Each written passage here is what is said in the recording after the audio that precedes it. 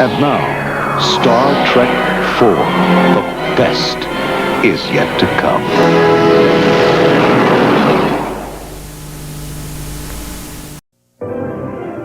Only the technology of the future. Avoid the planet Earth at all costs. Start your computations for time warp.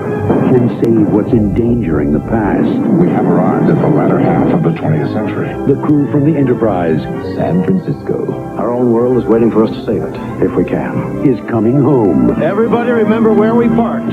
Star Trek IV, The Voyage Home, rated PG. Beaming to theaters everywhere, Wednesday, November 26th. Avoid the planet Earth at all costs. Now! Our own world is waiting for us to save it. Star Trek IV, The Voyage Home, rated PG.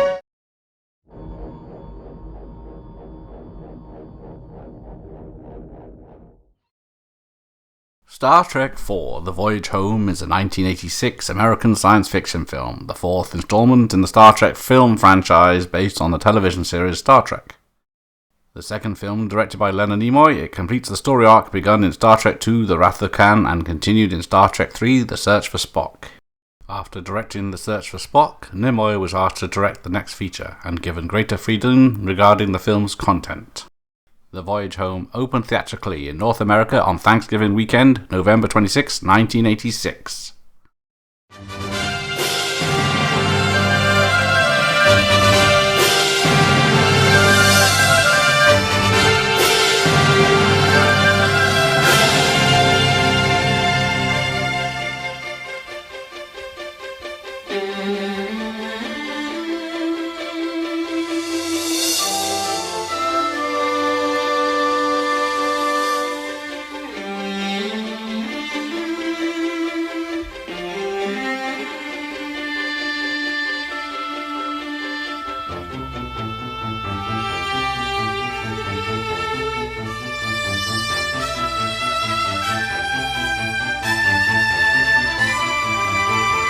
Here in the Paramount Director Series is Leonard Nimoy on directing and Star Trek IV: The Voyage Home. Captain's log, stardate 8390.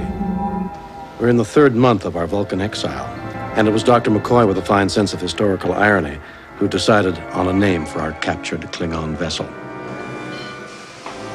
And like those mutineers of 500 years ago, we too have a hard choice to make.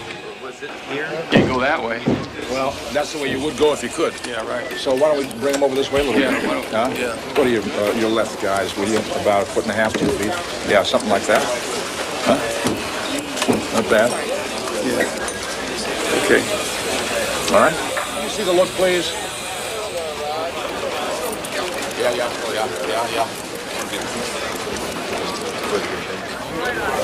Okay, now the question is, if we're tracking here with Bill, so let me see you do the walk and talk, please. Hold it real quiet, Doug, please. Yeah. All right, quiet for rehearsal, please, guys. Sit down now. And action. Thank you all. Okay, well, just a second. Let's experiment with the possibility that if you take the walk and take a good, long, healthy pause on the walk back so that you turn back to us for the crew of the Enterprise. See if it'll work, will you? You think it might? So now, let's go to the top of the scene. Marker. Background. Action. Admiral Guy? Aye, sir. Scott? Aye, sir. Laura? Aye, sir. Chekhov? Aye, sir. Sulu? Aye, sir. For the record show, the commander and the crew Of the late Starship Enterprise have voted unanimously to return to Earth to face the consequences of their actions in the rescue of their comrade, Captain Spock. Thank you all. Repair stations, please. And Cap, good for me. Yeah, all right. This is going to be nice. I go back a number of years here at Paramount. First time I worked here was in 1951. I was 20 years old. Shared a dressing room upstairs in this building with a bunch of other actors. The picture was a picture called Rhubarb, starred Jan Sterling and Ray Milland. And it was pretty exciting stuff for a 20-year-old kid from Boston. I think it was my second job here in town. I had a couple of lines. Nervous, working with Ray Milland, who had just won the Academy Award for Last Weekend. And I think I earned a grand total of about $300 or $400. In 1966, Star Trek went on the air as a primetime television series. And for the first time after 15 years of jobbing around as a freelance and bit actor, I had steady work. We did 3 seasons, and during that time, as the Spock character grew and the Star Trek family grew, and I began to learn more about the process, I thought I would like to make a larger contribution, and I asked for the opportunity to direct. But the gentle answer always was, please put on your pointed ears and get out in front of the camera. In Star Trek II, Spock sacrificed himself to save the rest of his shipmates, and at the end of the movie, the character was dead, and I thought it was over. Science fiction being what it is, there are always possibilities. The executives at Paramount called me after Star Trek II opened, asked for a meeting, and said to me, we would like to know if you would like to be involved in any way in the making of Star Trek III. And of course, I understood that they wanted me to act again as Spock.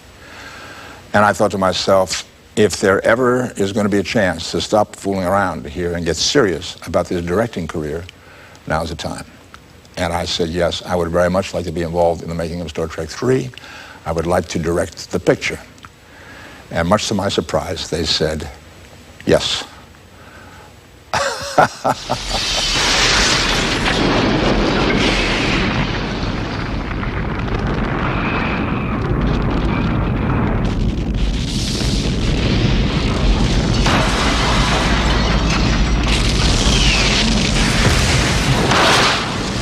It's a very complicated art form, probably the most complex there is.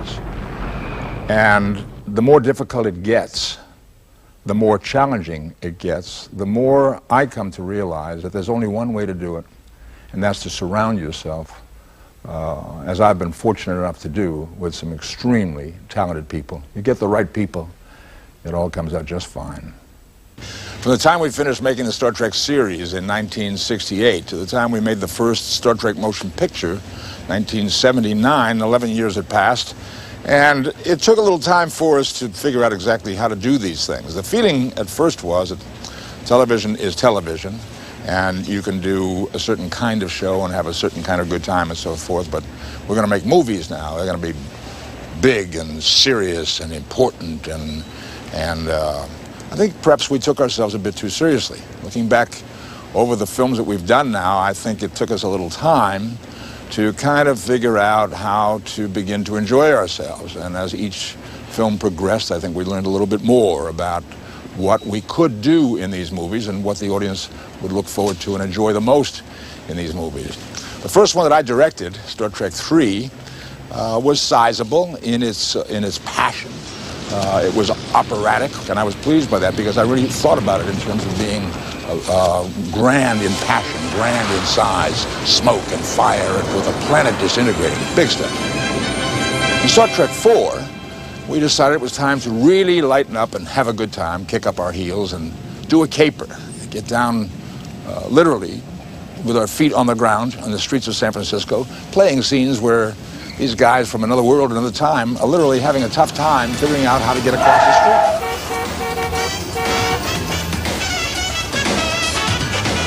Preparing Star Trek IV, it became obvious that we needed control of a large body of water where we could have large special effects sections of whales coming along the surface of the water and diving down into the water and disappearing. And also there was going to be a very large storm sequence when the bird of prey, the Klingon ship, lands in San Francisco Bay.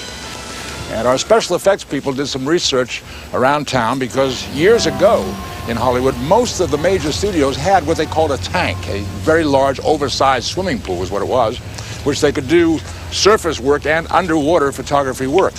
And the tanks had either been closed up because they were no longer being used, or the ones that were still available were inadequate to our purposes for one reason or another. So we were kind of stymied for a while, until one day we were walking around out here in what is now a parking lot here at Paramount, and standing in front of this large blue screen, which was used as a background for some exterior scenes, and our special effects people noticed some seams in the ground around here and went back to the original plans for the building of this studio and discovered that the ground that I'm standing on is actually filled in and was a water tank about 15 feet deep years ago, and they used to use it for surface water battles and water scenes and underwater scenes and that sort of thing. And we discovered that we could do an excavation right here on the Paramount lot And what grew out of that was a show, the kind of which Hollywood hasn't seen in a long time.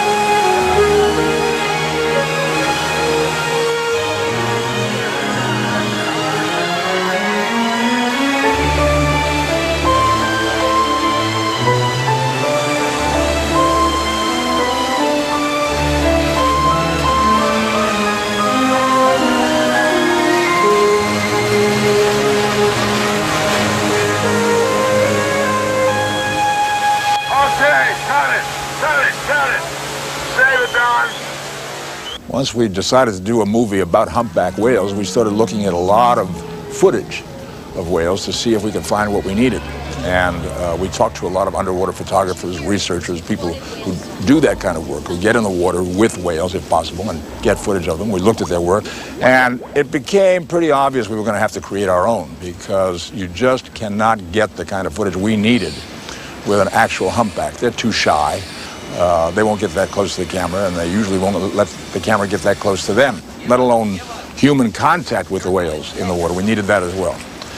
So we hired some very, very talented special effects people. We laid out a sequence of the designs of the types of shots we needed and put them to work to create the footage. Now, in Star Trek 4, about 95% of the footage of humpback whales that you will see is man-made. There are only a couple of shots that are actually humpback whales. I think the work is brilliant. It is of two kinds. There are a couple of very large pieces of what we call mock-up, large sections that look like pieces of a humpback whale, the head, the tail end of it, and so forth. And then there are two radio-controlled miniatures. They're about 5 feet long, and they are controlled from outside the tank by men standing at a window looking into the tank and controlling these things with their little radio control transmitters.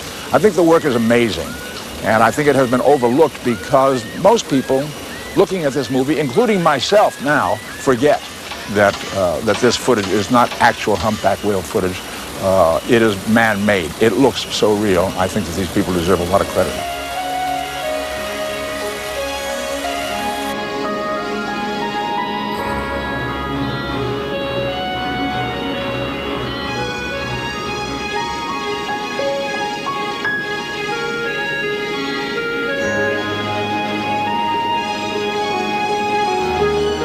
Preparing the story for Star Trek 4, I spent some time with some great scientific minds around the country, and I had some wonderful times with them. To hear these people talk about their concerns for the future of the planet, what they're interested in, what they're watching for, I began to become aware that there was one common concern amongst them all, and that has to do with the ecological system on this planet, the fact that we are losing thousands of species per year.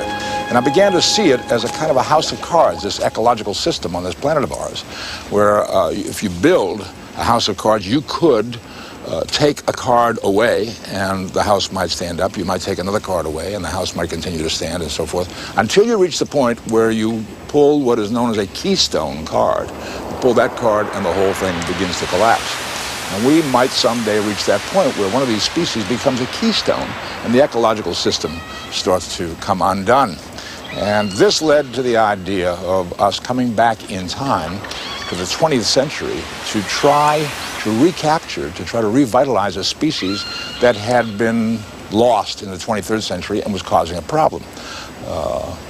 When we struck upon the idea of the whales being endangered and the size of them, the magic of them, and the mystery of their song, the whale's song, which we know about but don't really quite understand, it seemed like we had found a wonderful vehicle for telling this story in Star Trek 4.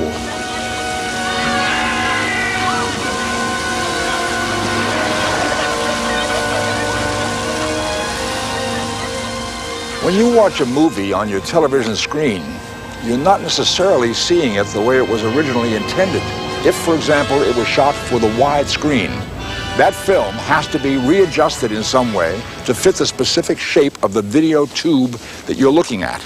As a director, when I set up a shot, let's say there are two people in the scene, and one is at one side of the room and one is at the other. With the widescreen, I can hold both, and one is at each end of the frame. When that shot is condensed to fit on your TV tube, chances are the camera cannot hold both of those actors at the same time. So a choice is made usually to be on the one who's talking and then move across the room with the camera to get to the other one when that person is talking, and not being able to hold both, you can't see the reaction from side to side. Now that may not be the choice that I made when I set up the shot, because I want you as the audience to see the person talking and the person who's listening as well. When the picture is changed to fit the small tube, you can't hold both, and the intent of the scene is sometimes changed as a result. My friends, we've come home. So it's been a long trip, and I never thought I'd find myself directing a $26 million feature here on the Paramount lot, but there you are. It's called The Voyage Home. It's a homecoming for me. Here it is for you. Let's see what she's got.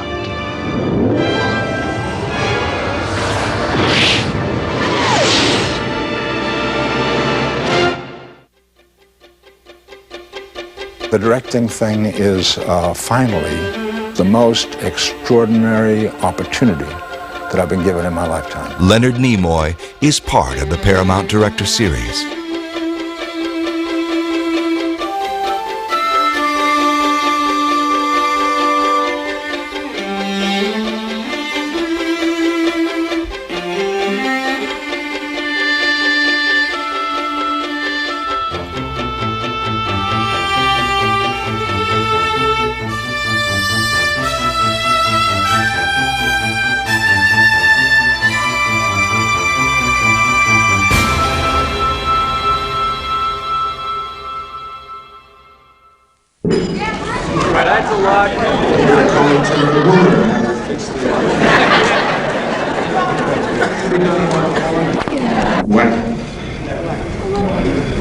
That was unusually funny. Yes, he said, can you recall Mr. Spock as individuals and as a combined identity? Now, I think I have some time to take some questions. Yes, sir. I'm not Spock, but if I'm not, who is? And if I'm not Spock, then who am I? I am not Spock, but I'm close to him. And two people will be cheated. Doing that is because we actually have each time somebody else to bring. Oh, God. Which is a valid question, and I'd like to deal with that a little bit. Kill the light.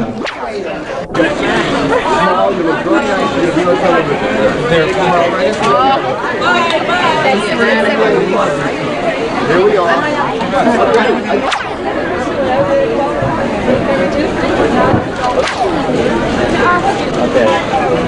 Thank you.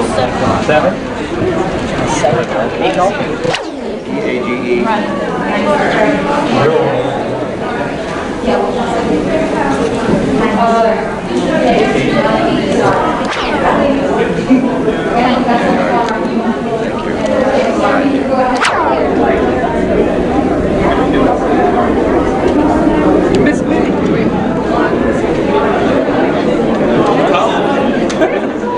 Tonight I watched the news.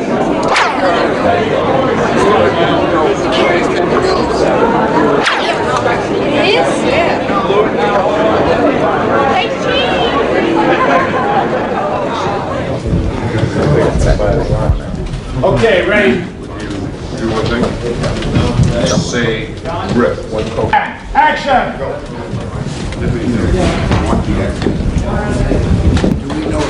That man. Make a move. Do something. Let it draw. Gripping. Grip.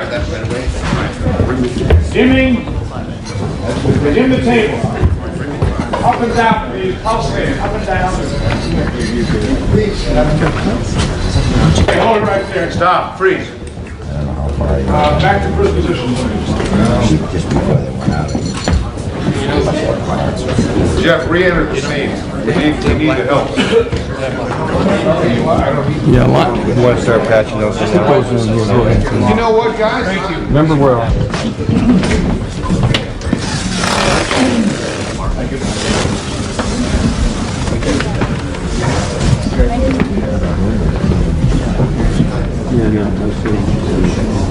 Junior's going on the one that's up here. Hang on. So it don't pull out. You're okay. Yeah, the juniors will go on the.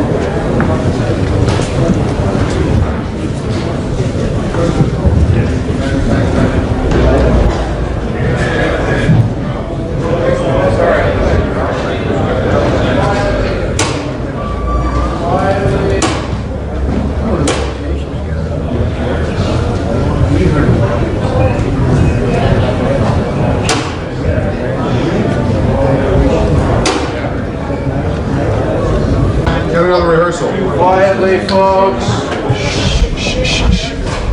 Quietly. Start behind the line before you start. Yeah, you guys remember now, that's all would be behind it, make a clean entrance. Teresa, you're still in charge. Okay.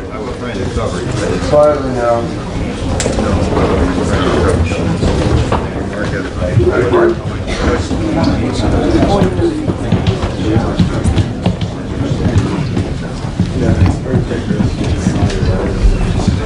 All right. Any reason we shouldn't go ahead? Rehearsal. This is without the drip. Without the drip. Tim, no drip this time, right? Another rehearsal. Stand by for rehearsal.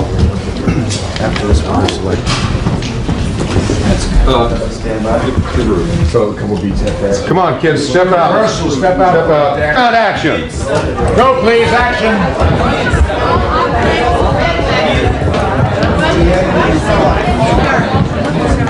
When does the water start? Whenever you want to.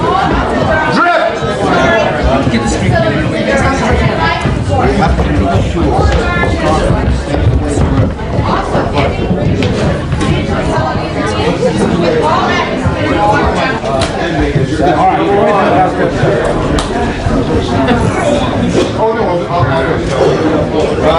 Kalani, I'm sorry, I forgot to ask you earlier. Can you run a green light up on the green bed here at the gun?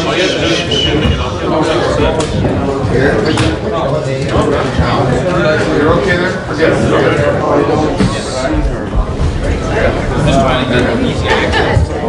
Jeff, is Cheryl still? Go out the door. He said, when you come here, I'll come around here and say, have you set your transmission yet? Okay, Kurt?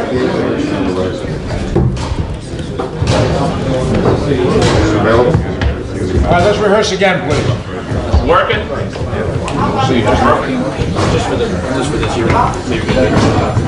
All right, stand by, please. All right, ready?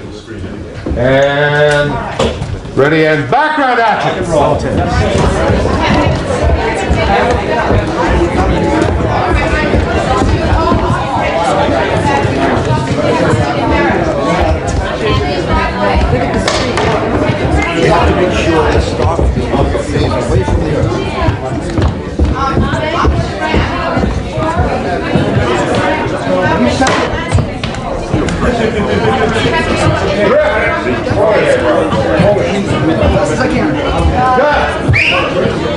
cut, please.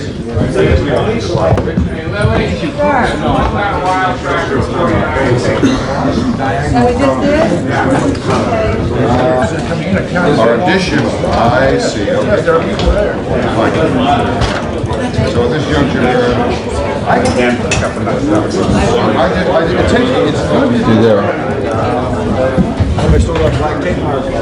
okay, folks, the people that cross through the foreground, we're changing the angle of attack a little bit, okay? So that when those that enter the right frame angled toward where the still camera used to be. You understand?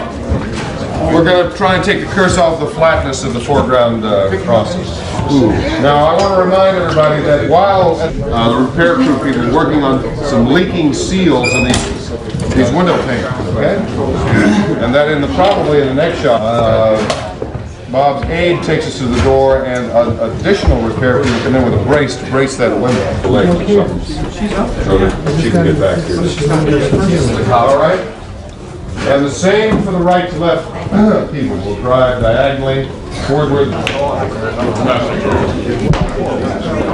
Never seen it anywhere. Never gonna. Well, that's kind of a bummer. Ready and burning.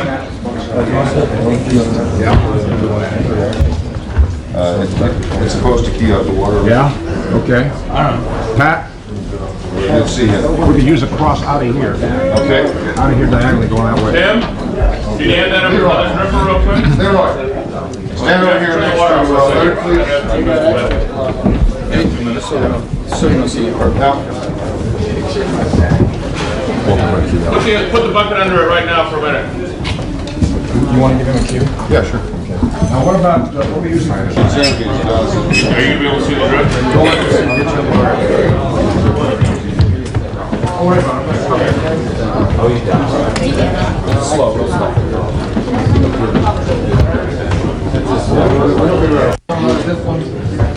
Okay, I don't know if you've heard of this. We're at a 7.5 level of anxiety.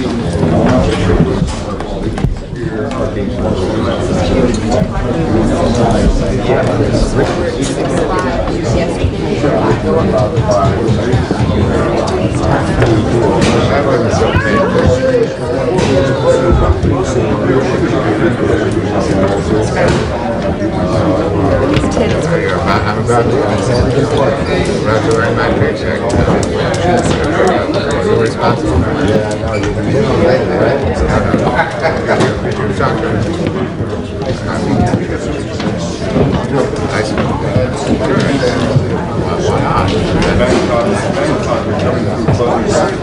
Please say the very specifics, okay? It should not be mumbled. It should be specific words. If you lost it, ask me, I'll give it back to you. Okay? That'll help. Don't be general, don't you mumble it. No mumbling, please. All very specific words, and when you said them, repeat them. Okay? People, frantic. Doomsday has arrived. Okay? All right, let's try it. Okay. Light it up, please. Let us know when you're burning. On the light. Wait for a cue. Re-enter the scene. All of it. Just keep it going. Okay, we're ready and burning. All right, here we go. Guys, you want to clear here, please? We got a light, Gene? Gino? Put us on the line. Yes, sir. 49. Very, very quiet until we get the sticks, and then do what Leonard said. Articulate those sentiments. Roll sound. RP. Lock and roll.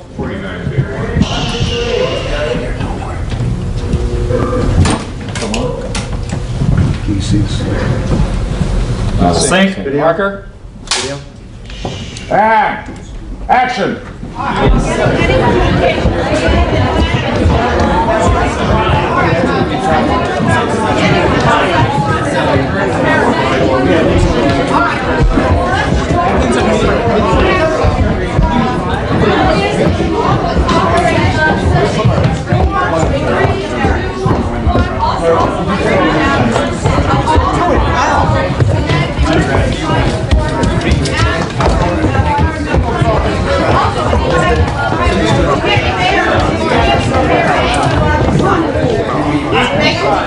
Up there.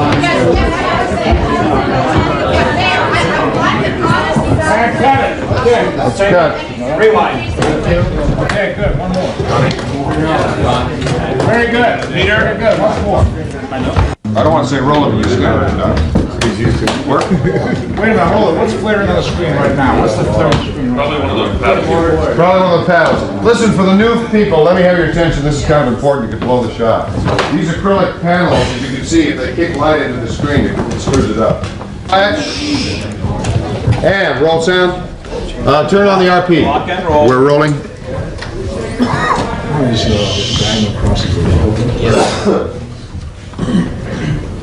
Sync. And sync. And marker. And action.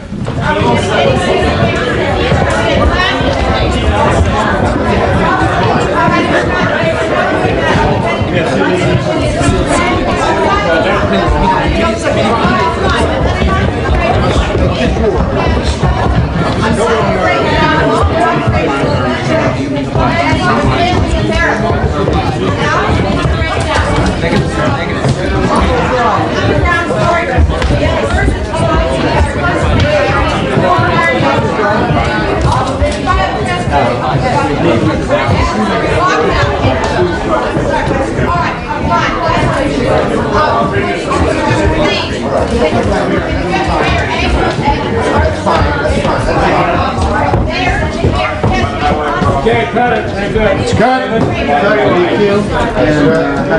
Recycle light.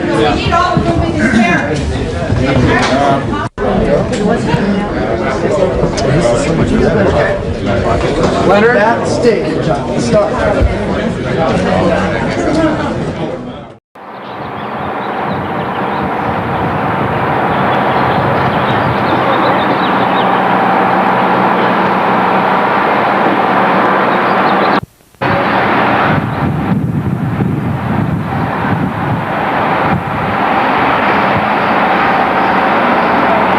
Filming Star Trek, whatever it is, 4 or something. And we're taking the voyage home.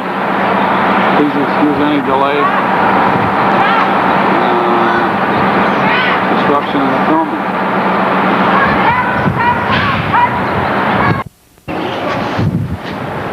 This is the cannery. This is Portfolio Sardines. Whales, replicas of whales, killer whales.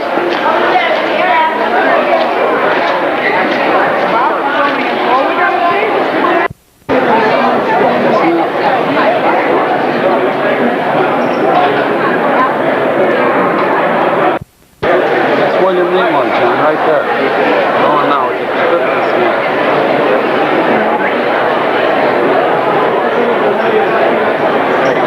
That's William Nimoy, right there. He's directing us the voyage home. There he is, John. Huh? Bringing the people.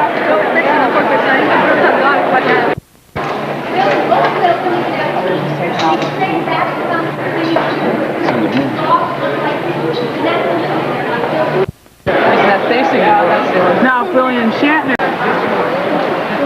Unbelievable aquarium. Don't waste too much. Beautiful place. It's part of the cannery.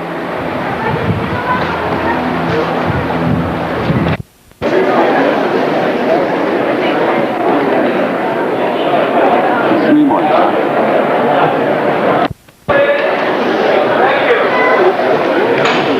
It's William Nimoy, John, in the white. I wish I could focus him a little bit. Got a white bandana on his head. That's him. I'm shooting him. There he is, John. One of them. Shatner.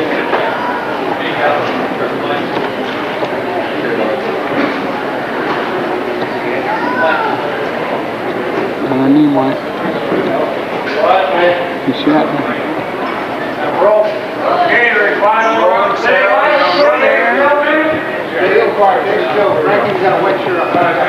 Quietly, please. Parker. Background. Back. Most whales don't even have teeth. They have a soft gum-like substance that strains vast amounts of tiny shrimp for food. That is the limit of their hostility. Unfortunately, their principal enemy is far more aggressive. To put it mildly, the dawn of time targets whales for a variety of purposes, most of which can be achieved synthetically. 100 years ago, using hand-grown parts, man did such a thing. That is not necessary to achieve.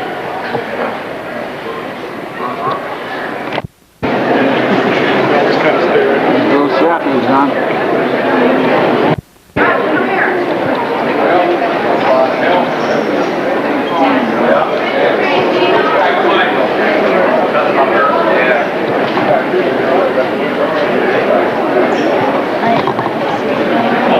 There he is, John. Oh, Bill.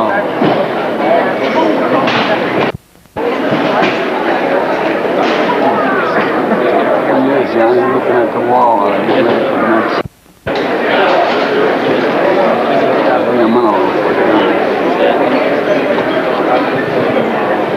He's really interested in what he's looking at in a movie. Come on, Bill, turn around.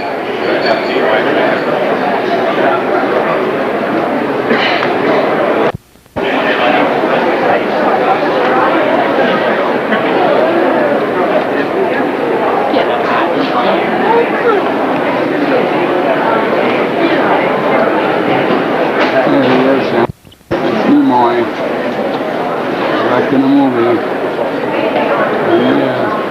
Ain't no white. There he is, Leonard Nimoy. Would you ask her? Look at this. You want to ask her?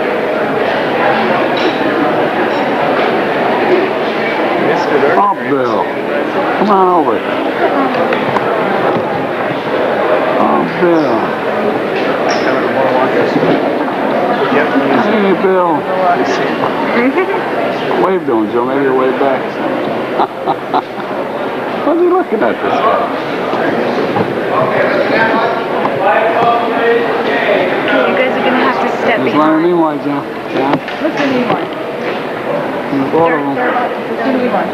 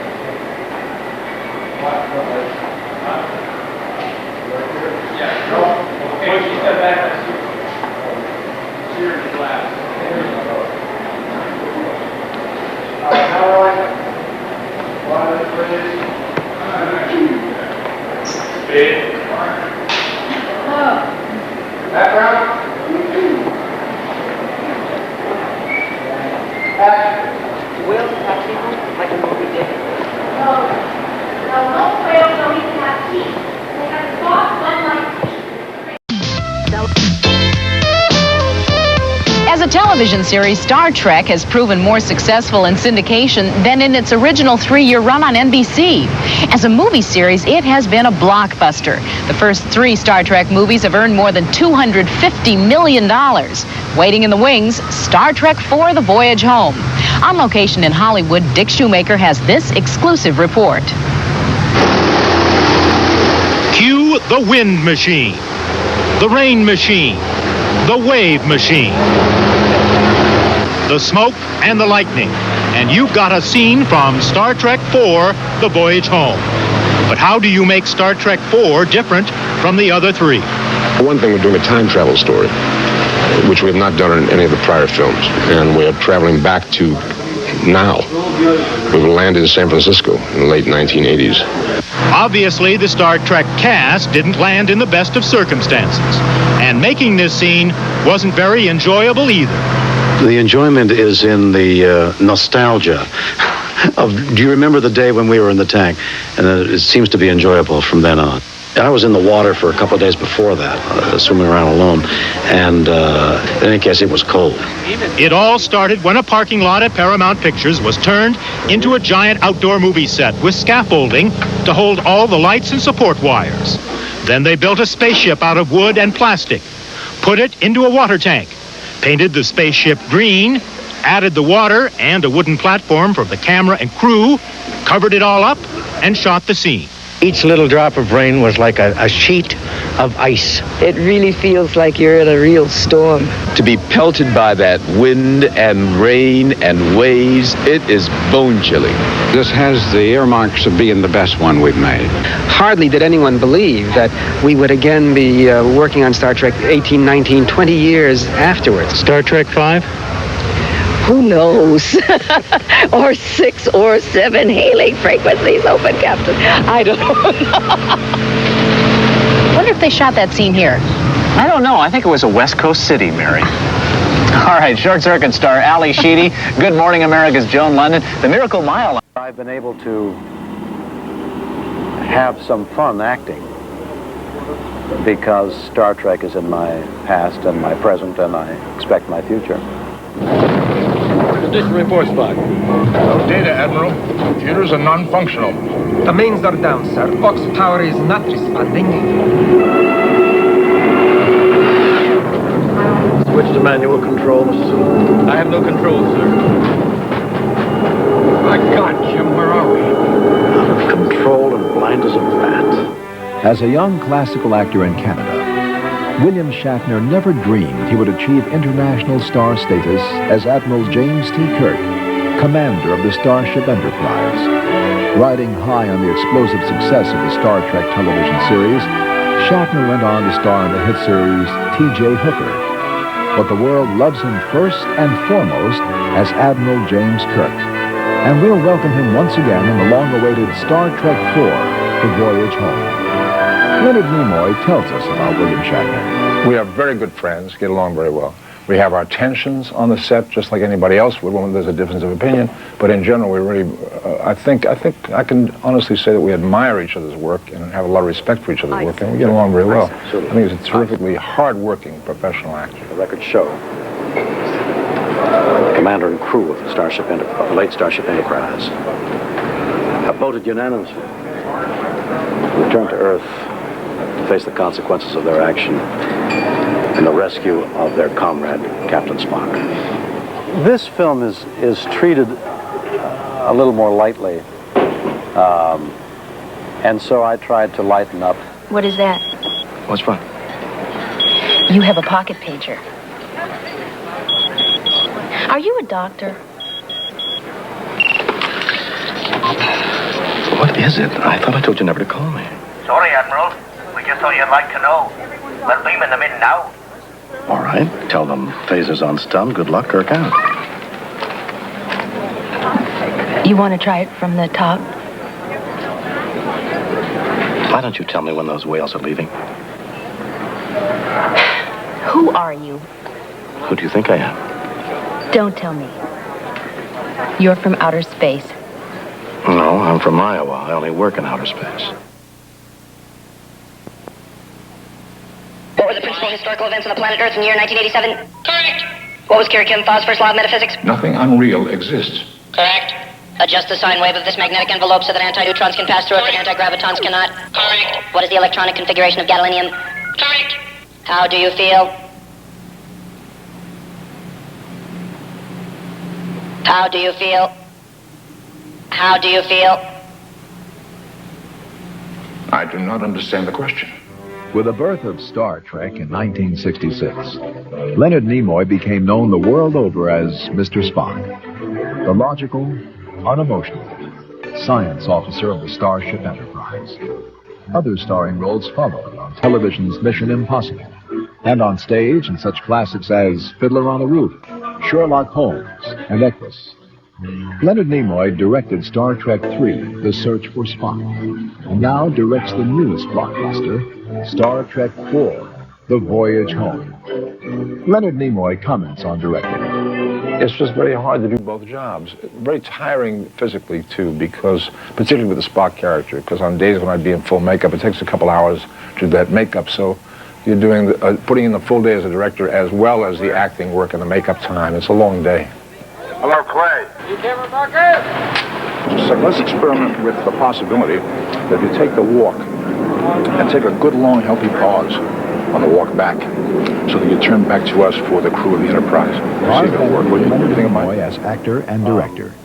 He came into this literally conditioned. He had a weight program and a physical program, and it is serving him well. It's quite an achievement to do either of these things, but to do them both simultaneously. But then you know Leonard Nimoy is an extraordinary man. In this picture, I think we have done, I hope, the most fun, adventure, humorous Star Trek yet. A real runaway, have a good time, scary, exciting adventure with fun. This is going to be nice. Perhaps we could cover a little philosophical ground. Life, death, life, things of that nature. I did not have time on Vulcan to review the philosophical disciplines. Come on, Spock, it's me, McCoy. You really have gone where no man's gone before. Can't you tell me what it felt like?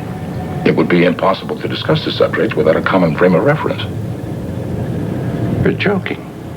A joke is a story with a humorous climax. You mean I have to die to discuss your insights on death? Forgive me, Doctor. I'm receiving a number of distress calls. I don't doubt it.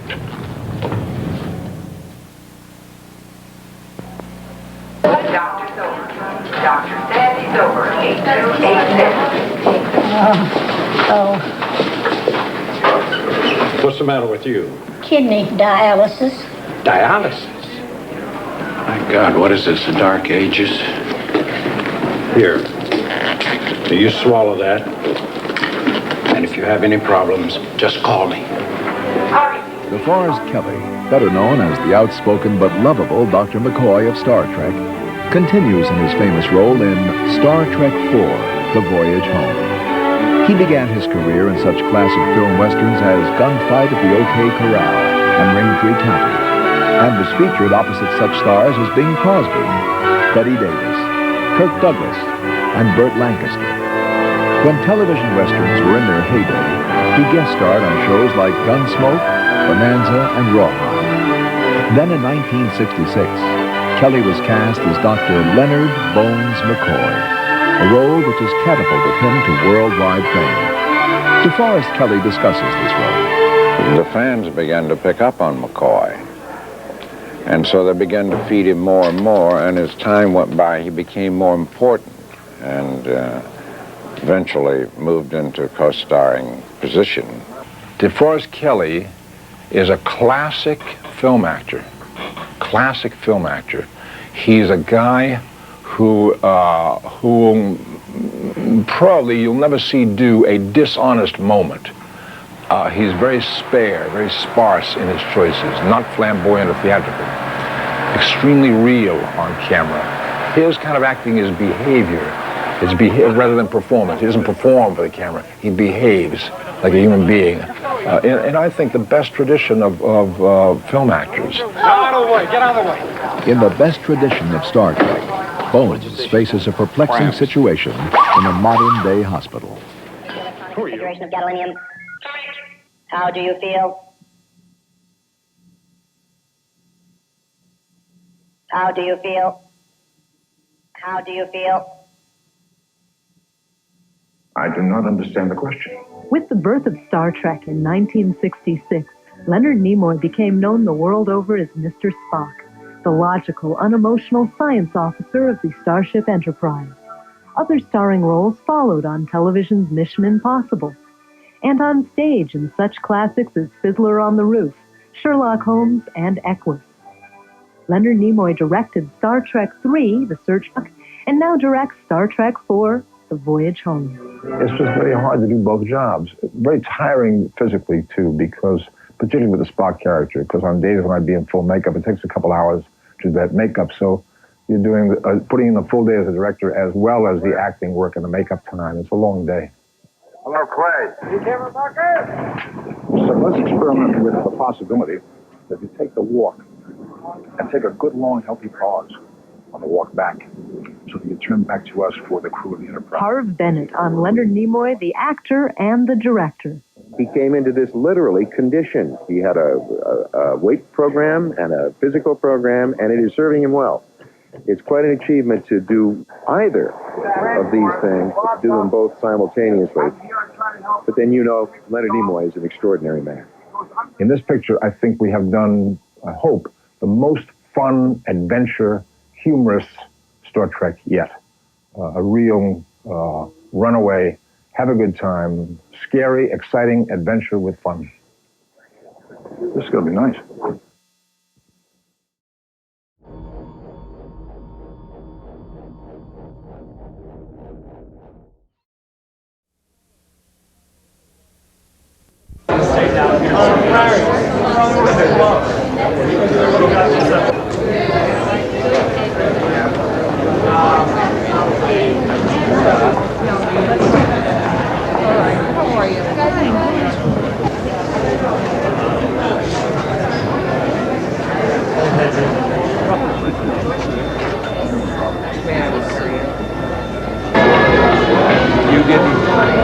You didn't see the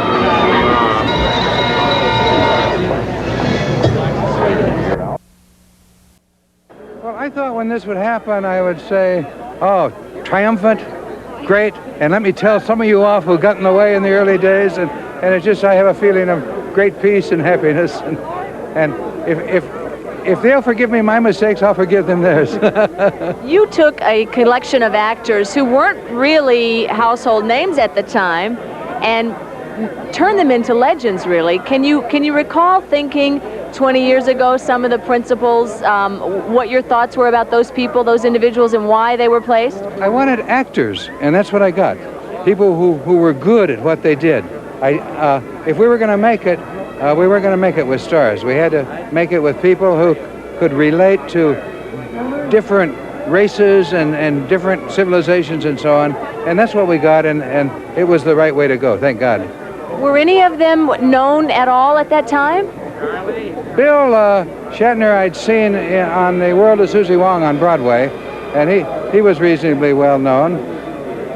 The rest of them, with the exception of Jimmy Doohan, which I'd always admired his work, I had worked with all of them, so they didn't have to be known. I'd seen them take scripts I had written and make them better than they were. Can you rewind for us 20 years ago? Most of the crew members, right, they wouldn't be here.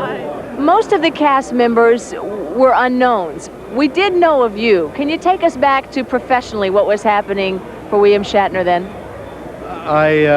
Story of my life, I had just finished a series called For the People. It was on opposite Bonanza, which was very popular at the time. So it lasted, took us 6 months to shoot it, but lasted 13 weeks. And I was in New York City, preparing to do a film, I think, and Gene Roddenberry called and said he had a pilot. I'd met him someplace in Los Angeles, and he said he had a pilot that he had made that NBC wanted to remake. Would I come and see it, take a look at the part that another actor had played? And so I did. I flew here specifically to see the pilot of the first Star Trek. I saw the pilot, and I recognized that the magic of it, and I saw what I thought were some things that could be helped a little, and Gene and I talked, and I signed on. If the captain was to enter this in the captain's log of this party tonight, what do you think the entry would be? The entry would be Stardate 1986. What will the future hold? Thank you so much. What would Spock say on this occasion? Well, I would say this is a very logical thing to be happening here. After all, we all banded together 20 years ago to do something very positive about the future, and here we are in the future still doing it. It's a very logical idea, isn't it? Can you take us back 20 years ago and remember the actor that you were, and can you just sort of recreate that time emotionally for us? Well, I was an actor who'd been around town a long time, actually. Not terribly well known, but I had been acting in films and television for about 15 years when I was cast as Mr. Spock in Star Trek. I sensed that the stories were intelligent and meaningful, that the character had a dignity about him and a complexity about him that was interesting, human, really, in a way, a very human complexity. I suspected that there was a potential for the future of this show. I don't think anybody really could have predicted. It would be fun to stand here tonight and say to you, I knew all along that this thing was going to run for 20 years or more. I don't think anybody could really have predicted that, but I did have a sense that we were doing something that made sense. All I can say is that I'm very, very happy to be here tonight. I'm very proud to be connected with this phenomenon that has lasted so long, and we have some very, very wonderful, positive things to happen in the future. We've got a great movie that's coming out late November, early December, Star Trek IV, The Voyage Home, which I'm sure that audiences will enjoy, and I'm very proud and pleased to be here. Thank you.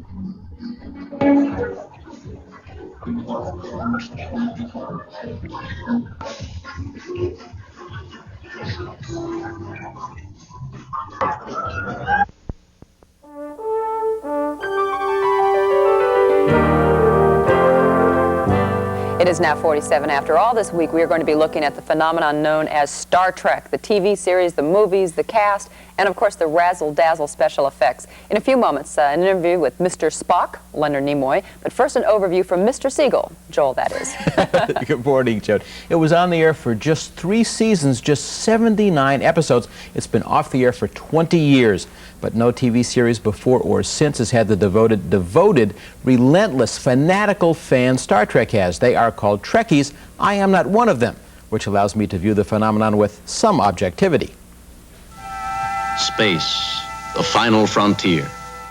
Myth. Star Trek was a hit TV show taken off the air before its time by Klingon TV executives. Truth. Star Trek was never a hit TV show. In 3 seasons on NBC, it never cracked the top 25. In 1966, it was on Thursday nights opposite My Three Sons on CBS and Bewitched here on ABC, the number 8 rated show. The next season, it moved to Fridays. It was opposite Gomer Pyle, the nation's number 3 rated show. True fans are called Trekkies. They meet in conventions, publish learned texts, lists of casts, plots, and idiosyncrasies.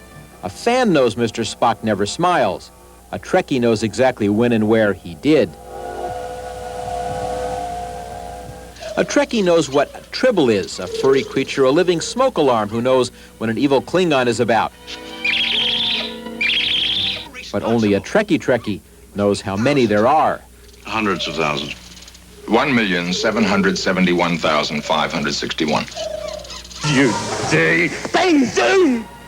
That's the Ralph Cramden approach to warp drive, and The Honeymooners are the only other TV series that spawned a similar group of super loyal fans. They hold conventions, they've unearthed lost episodes, they've kept their hallowed traditions alive, and their show on the air, like their brother Trekkies.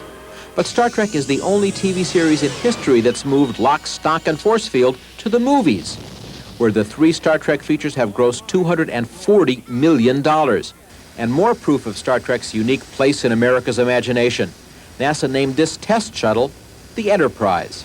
My friends, I can't ask you to go any further. Dr. McCoy and I have to do this. The rest of you do not. Admiral, we're losing precious time. Work course, please, Admiral. Mr. Scott? I'd be grateful, Admiral, if you'd give the word. Gentlemen, may the wind be at our backs. Stations, please.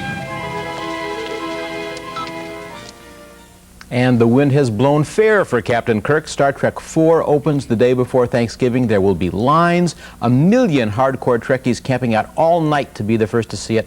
All this week we'll be meeting and talking with the Star Trek crew. Tomorrow morning, Joan will be beamed from our studio on board the Starship Enterprise, which is somewhere in the far reaches of the universe, a strange, exotic, dangerous place called Hollywood.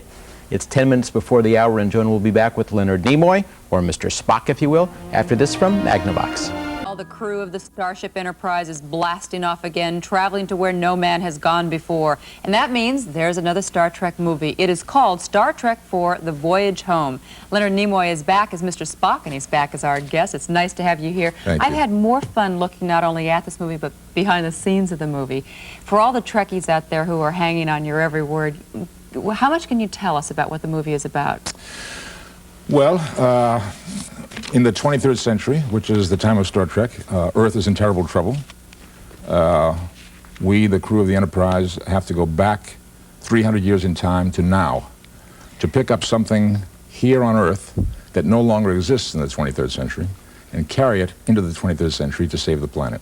And if anyone wants to stop and think about that for a minute, there's a lot of humorous implications there, and you really do use those, and that's really something kind of fresh and new also. Yeah, we've done some pretty serious and heavy drama in the last three films, lots of life and death and Sturm und Drang and operatic emotions and stuff like that, and we decided it was time to lighten up.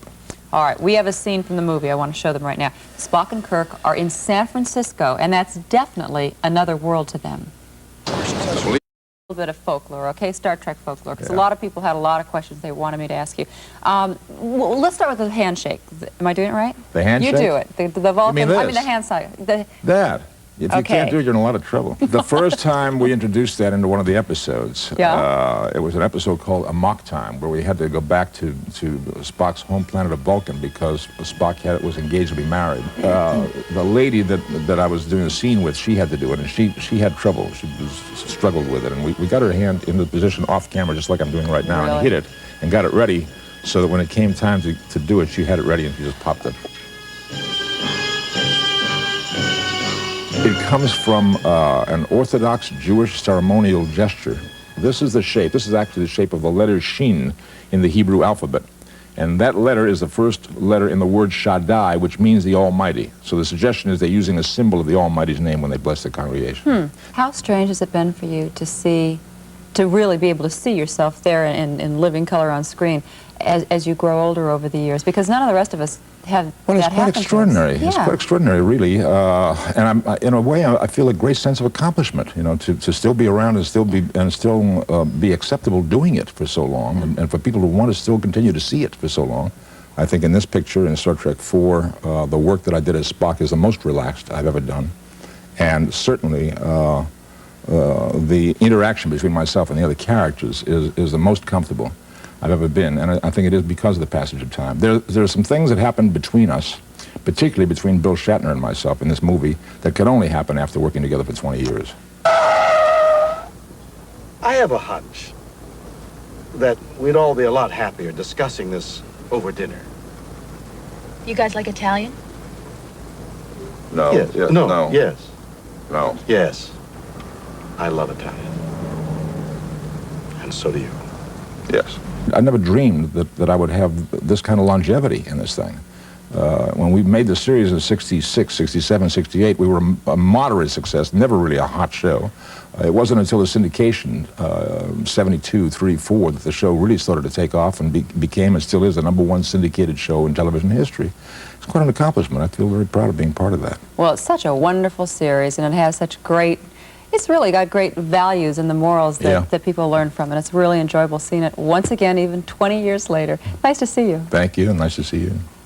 We'll be back in just a moment. Yesterday, I talked with Leonard Nimoy, or as he is better known to Star Trek devotees, Mr. Spock, commander on board the Starship Enterprise. You know, I've always wanted to tour that trusty spaceship that's gone where no spaceship has gone before. You too? Well, it's docked at Paramount Studios in Hollywood, and Leonard Nimoy told me the sure way to get on board would be to stand up and say just one word: energize.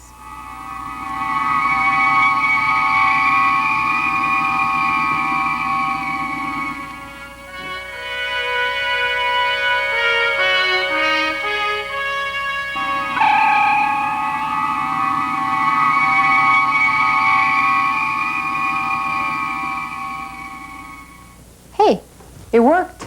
Scotty! Scotty! Oh, is this great? Well, it's a great pleasure to welcome you aboard, lassie. So this is the Starship Enterprise. Aye. Should I give you a wee tour of the rest of the ship? Oh, I would love that. Where are we going? This is great. I must explain that every floor has a different color, so we know exactly where we are at any one time. But now, I would really like you to have a visit with Dr. McCoy. He's a grand person, and why don't we just send you in there with him? To sick bay? To sick bay. Okay, Right. I'll go chat for a while. All I'll right, catch love. up with you, okay? I'm not a magician, Spock. Just an old country doctor. I would describe him as basically as they say, a country doctor. A guy who happens to be on board this ship for some secretive reason, who disagrees with all the modern futuristic type of thing that is coming ahead, that he likes to get back to the old bedside manner. Do you know what you get if you feed a tribble too much? A fat tribble. No, you got a whole bunch of hungry little tribbles.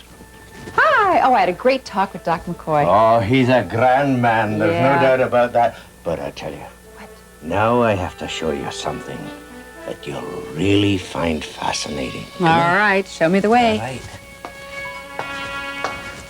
Oh, look at this. Now, where are we? We're in my engine room, my dear. All right, what powers this engine? What powers the Starship Enterprise? Well, the whole thing is powered by warp engines, which are run by dilithium crystals, the matter and the antimatter. And from there, of course, you get the final answer. You go into warp speed. Kirk here. Captain, the impulse engine's control circuits are fused solid. What about the warp drive control circuits? Aye, we can cross-connect the controls, but it'll make the ship almost impossible for one man to handle. Worry about your miracle, Scotty. I'll worry about mine. Get to work. Aye, sir. There is a replica, I think it's about 11-foot replica in the Smithsonian of the Starship Enterprise. 13.6 feet. Okay, 13.6 feet. And it is the only piece of fiction in the whole place. What is it about this ship that is so special? Honey, I don't know. It just has to do with an awful lot of particularly vibrant kind of love that goes on between a family of actors who portray a show and the people whose living room we enter. What else can we do but return the love? And I do my best to return it every chance I get. Certainly. It's very special. It's what dreams are made of. Yeah. Being guided through these hallowed halls, you could almost forget you were on a studio lot and not hurtling millions of miles through blackest space. My next stop, the bridge to meet the crew of the Enterprise. Join me there in a couple of minutes. And I'm Don Pardo. When last we left Joan, she was on board the Starship Enterprise, about to meet the cast of Star Trek, the same cast that's made the TV series and movies come alive, as they say. And that includes the new Star Trek movie called The Voyage Home, being filmed in San Francisco. Spock, the rest of you stay here.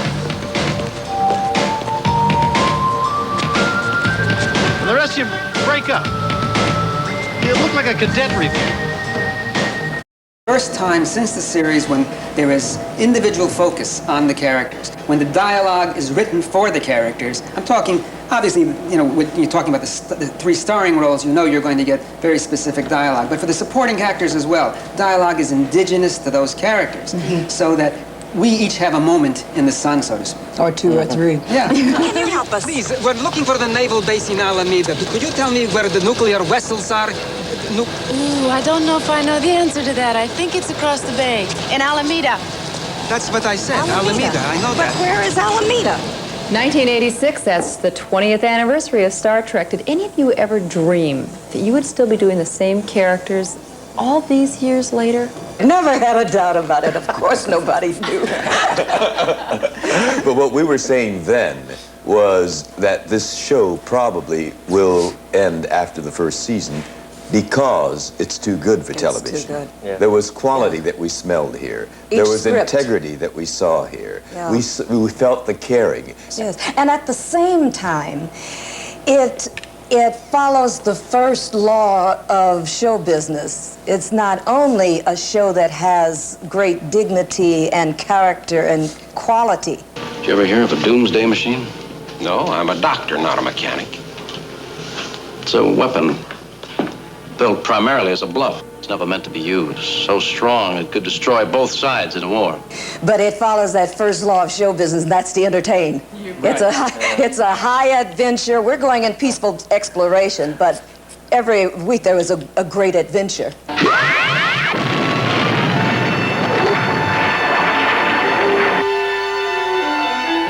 Oh, we just can't stand around while our ship is being attacked. Scotty, you've got to get me some maneuvering power. I can't repair warp drive without a space dock. Then get me impulse power, half speed, quarter speed, anything. If we can get this Hulk moving, maybe we can do something. Aye. The impulse engines are still in fair shape. I might coax them and get moving.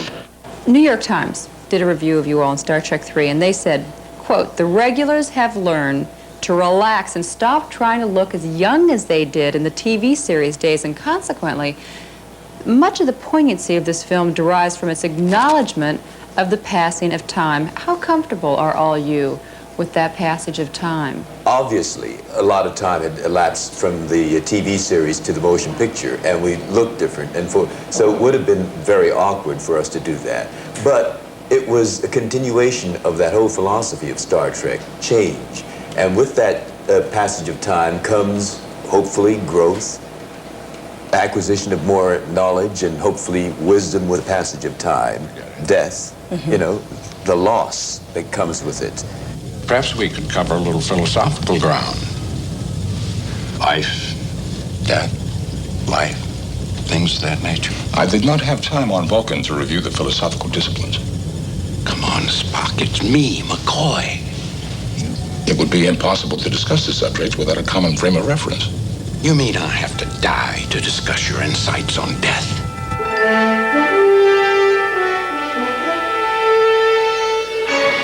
There is no greater exploration thrill than space. Speaking for myself, I am constantly getting mail from young people who are now in medicine because of McCoy. And those things alone make it worthwhile to you. You think, why in the hell am I here? What am I doing? You know? But when you get a letter like that, it makes it all worthwhile. Tomorrow, more treats for Trekkies. Joan continues her visit with the cast of Star Trek. They reminisce about their favorite episodes. And right now it's 4 minutes before 8. We'll be right back. It is now 8 minutes before 8 and time to get on board the Starship Enterprise for part 2 of my talk with the Star Trek cast. This is the same cast that's worked together all these years in the Star Trek TV series and all the movies, but now they will not be part of the brand new Star Trek TV series that is being planned. So how do they feel about that? When I first heard about it, all I thought was, and I was so surprised later at my reaction, all I could think of was, free at last. Free at last, my God almighty. I thought the burden of being a whore for 20 years, you know, is finally over. They're going to do something new, and you don't have to worry about it. And then that was the good news. The bad news is that they're going to keep us around to do all the movies. You know, You know, the next 100 years would certainly have progress and advances much, much more accelerated than, well, even in 1,000 years in our past history, so that world will be quite different.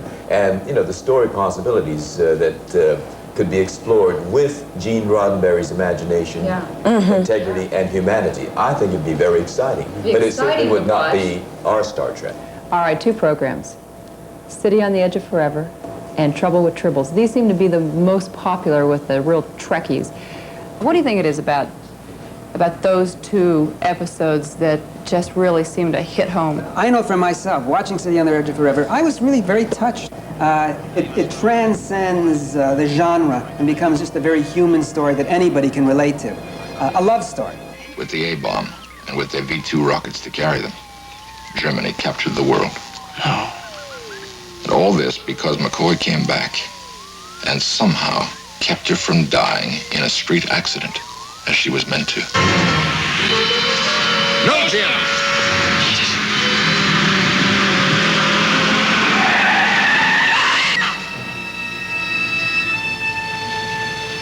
Deliberately stop me, Jim.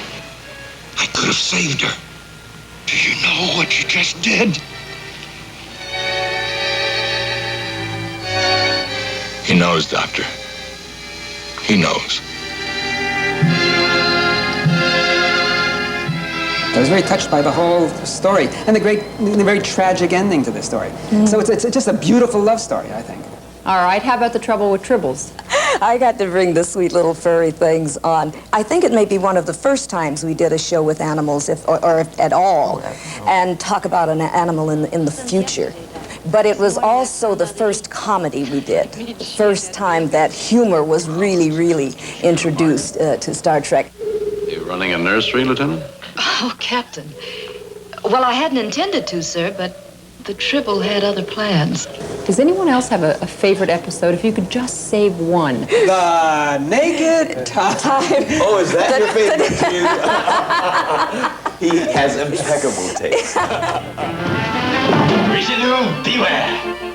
We realized what we wanted to be or do, and of course Sulu was a 17th century swashbuckler, and he kidnapped, grabs Uhura and says, I'll protect you, fair maiden.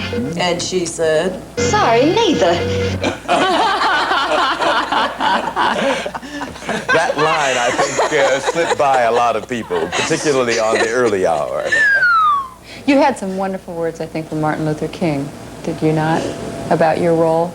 Didn't he say some very nice things Yes, about it? yes. He told me that it was important what I was doing. It was a point in time when I met him when I was dissatisfied with the role, with the cuts that were coming, you know, with my part being cut a lot. And he said, no matter how small that role becomes, you're 10 feet tall. He says, because you represent not only black people and a breakthrough, he said, you represent womanhood and you represent the future. He says, you're doing this for all of us. And it gave me a new insight to my character and a new insight into the interplay and what I thought and felt about all of the people that I worked with.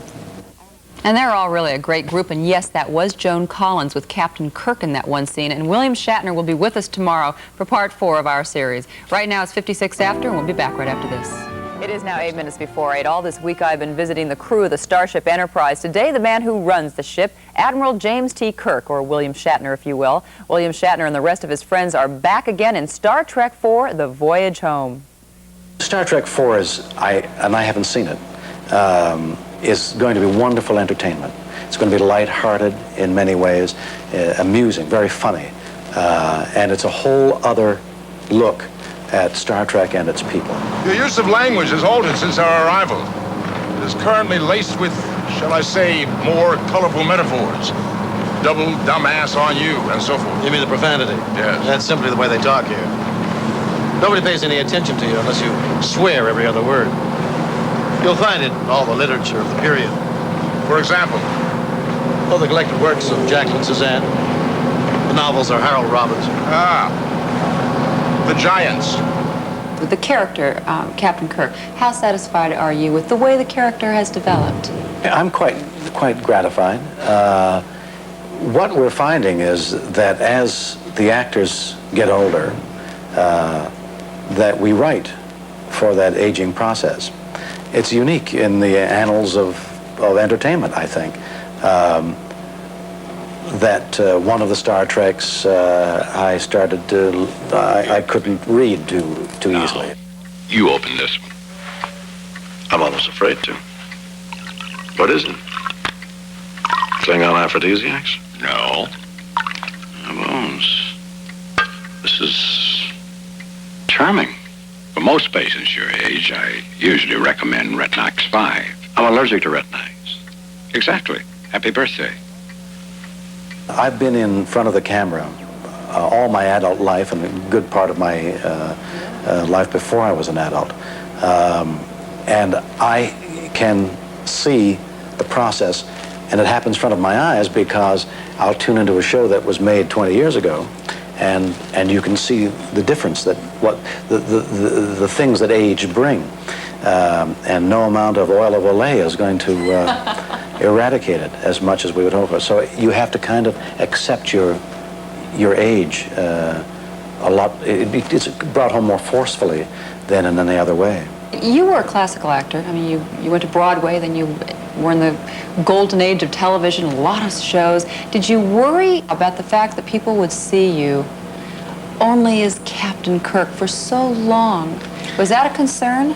I guess it was for a long time. I seem to have mellowed out on it. Yes, Captain Kirk is a burden as well as a benefit. I haven't seen the people who have said, well, no, he's Captain Kirk. All I know is that I'm offered a great deal of work, and I do some of it, and so the benefits far outweigh anything that I could say detrimental. Klingons called you a tin-plated, overbearing, swaggering dictator with delusions of godhood. Is that all? No, sir. They also compared you with that Danubian slime devil. I see. And then they said that you were... I get the picture, Scotty. Yes, sir.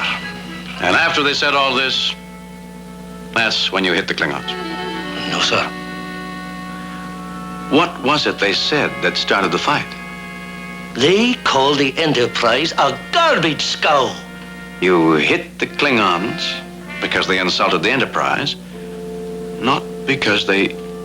Well, sir, this was a matter of pride. If all of a sudden the government said, okay, we're in need of celluloid, we're going to scrap all the old Star Trek series, except for one, you can keep one. Do you have a favorite?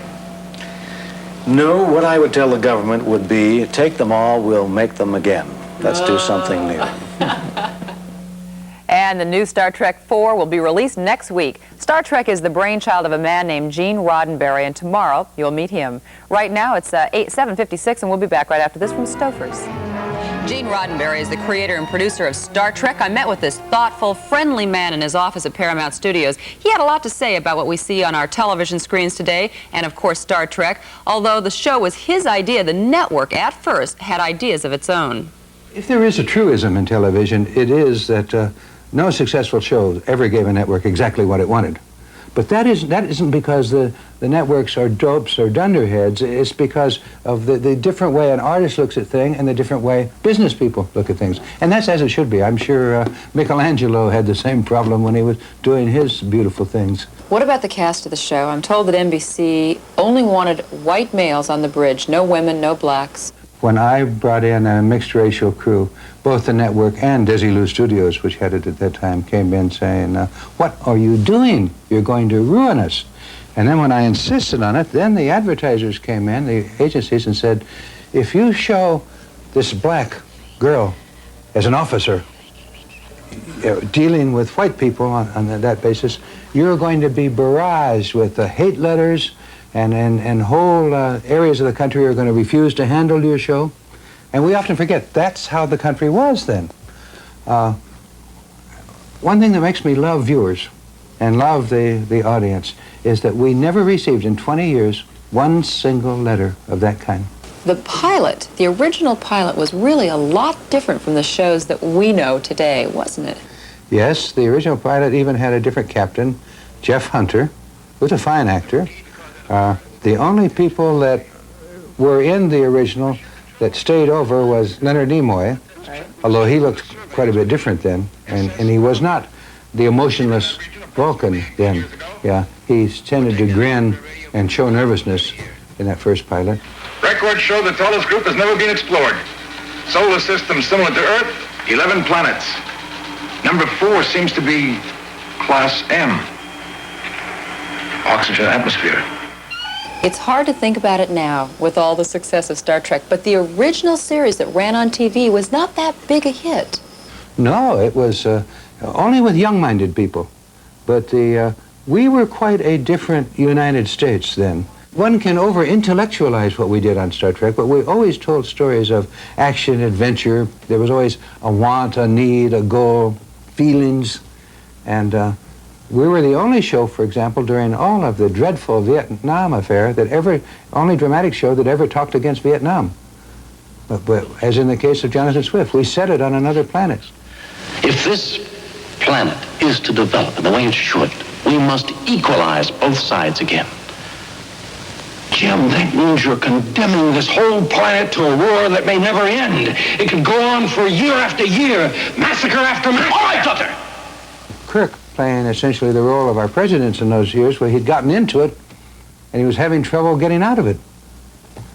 And it's a pity. Vietnam would have ended many years sooner if it had been on dramatic shows on television, because the impact of these dramatic shows. I have 2 aunts, for example, maiden aunts. If Dr. Marcus Welby had come out and said something against Vietnam, my aunts would have carried placards. Do you remember the 20th century brush wars on the Asian continent? It went on bloody year after bloody year. Well, what would you have suggested? The only solution is what happened back then. Balance of power. Mass communications is our language today between one another. And we can't say, well, let's not really talk about anything serious on television. That is a criminal statement and a criminal intention. In my opinion, the audience is way ahead of our government leaders. I think the government leaders should catch up with the audience, and then we'd have 21st century dreams right now. Many such journeys are possible. Let me be your gateway. Captain, the Enterprise is up there. They're asking if we want to beam up. Let's get the hell out of here.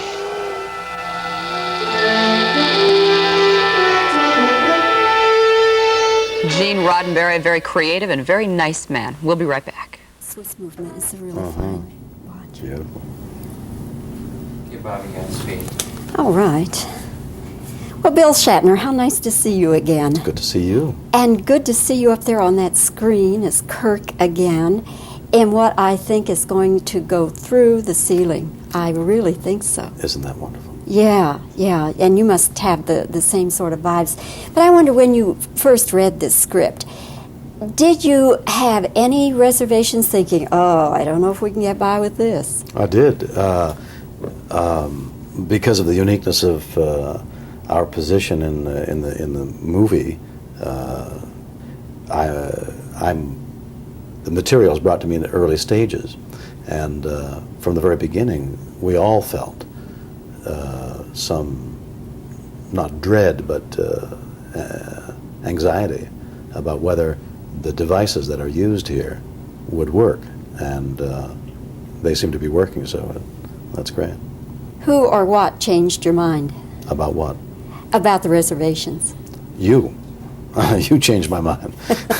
It's only at the audience reaction do we Yeah, but you didn't have the audience reaction at that point. We didn't know. Until you have an audience reaction to something that you imagine is going to be good, do you have any validation? So you made it wondering, huh? Oh, sure. The whole time you were making it. You always wonder whether something's going to be... If you tell a joke, if you invent a joke and you haven't told it to anybody else to laugh at, you may think it's funny, but until somebody laughs at it, or if somebody doesn't laugh at it, but you think it's funny and you have to refine it, do you see? It's a process of winnowing out. So, I have to ask you this question, because the Trekkies, you know, they are just in such force and such numbers. Do you have any idea how many registered Trekkies there are? 10,270,561. You made that up. Yes. See, register as a Trekkie?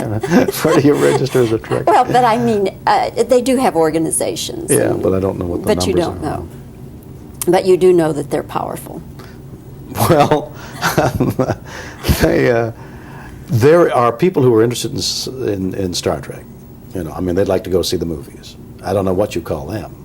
Then there are people who have seen the series and are really quite interested and go see the movies 2-3 times. Then there are people who know every word that the series ever made, have every moment that every of the movie they have examined with a microscope, and they know every motivation, and they like or they dislike, and those are the hardcore Trekkies, and they are vociferous. If they don't like something, they'll let you know. And also, they are the ones who pick up on the tiniest little error. Everything, any error, any allusion to anything. I mean, it's fearsome. Does it intimidate you? Well, no, because I mean, who are we talking about? It's that faceless mass. I mean, if there was one person, a giant person with a big bristly beard, who said, "I am the Trekkie, and you will do what I say because I am the authority," then you could say, well, wait a minute, But they're all out there. I mean, who are you going to please? So you got to please yourself. And you're going to direct the next one. Yes. And, of course, you've directed before, so Yes. it's not like it's your debut. But what sort of a storyline are you going to have? I want to go back to the basic Star Treks that I enjoyed a lot, which had a deep philosophy underneath it, the action, drama, format, conflict of characters that resolves itself. We're changed as a result of conflict. So you'll be back in space. You're not going to, no earthly... There might be. I have in mind a couple of Earth scenes, yes. Yeah. And... I mean Earth in the 23rd century. Yeah. And when do you start on that? When will it come out? Well, we're working with the story now, and theoretically, this coming summer in '87, we'd be in front of the cameras, and theoretically, the film would be ready for release the following summer, I guess, or Christmas time. I'm not sure about that. Was that part of your deal, if you did this one, that they would let you direct the next one? I was busy with T.J. Hooker for many years. I was, in fact, we had to split a season in half to make, I think, 3, and directly after the season was over for 4, I made it and then went back. So I wasn't available to direct anything, although that was understood that I would. So when I became available, it was my turn. Well, we'll look forward to that one. Meanwhile, just count your money and count your blessings. You got a big hit. Thank you. Okay, Bill. Good to see you. Nice to see you. Nice interview. Thanks. Good. Yes. You did this yesterday, too? Yeah, this yesterday, yes. Poorly bonded. What a beautiful color. Thank you. I just bought it last week. You're hardly in a bad color yourself. Well, I know, but that's one of my very favorite colors. Now, can we kind of slip this under here, maybe? I remember. Did you have this 2 years ago? Yes. I remember that. And didn't you wear it? Yes, I wear it always. Well, I don't wear it to bed. But I do wear it always.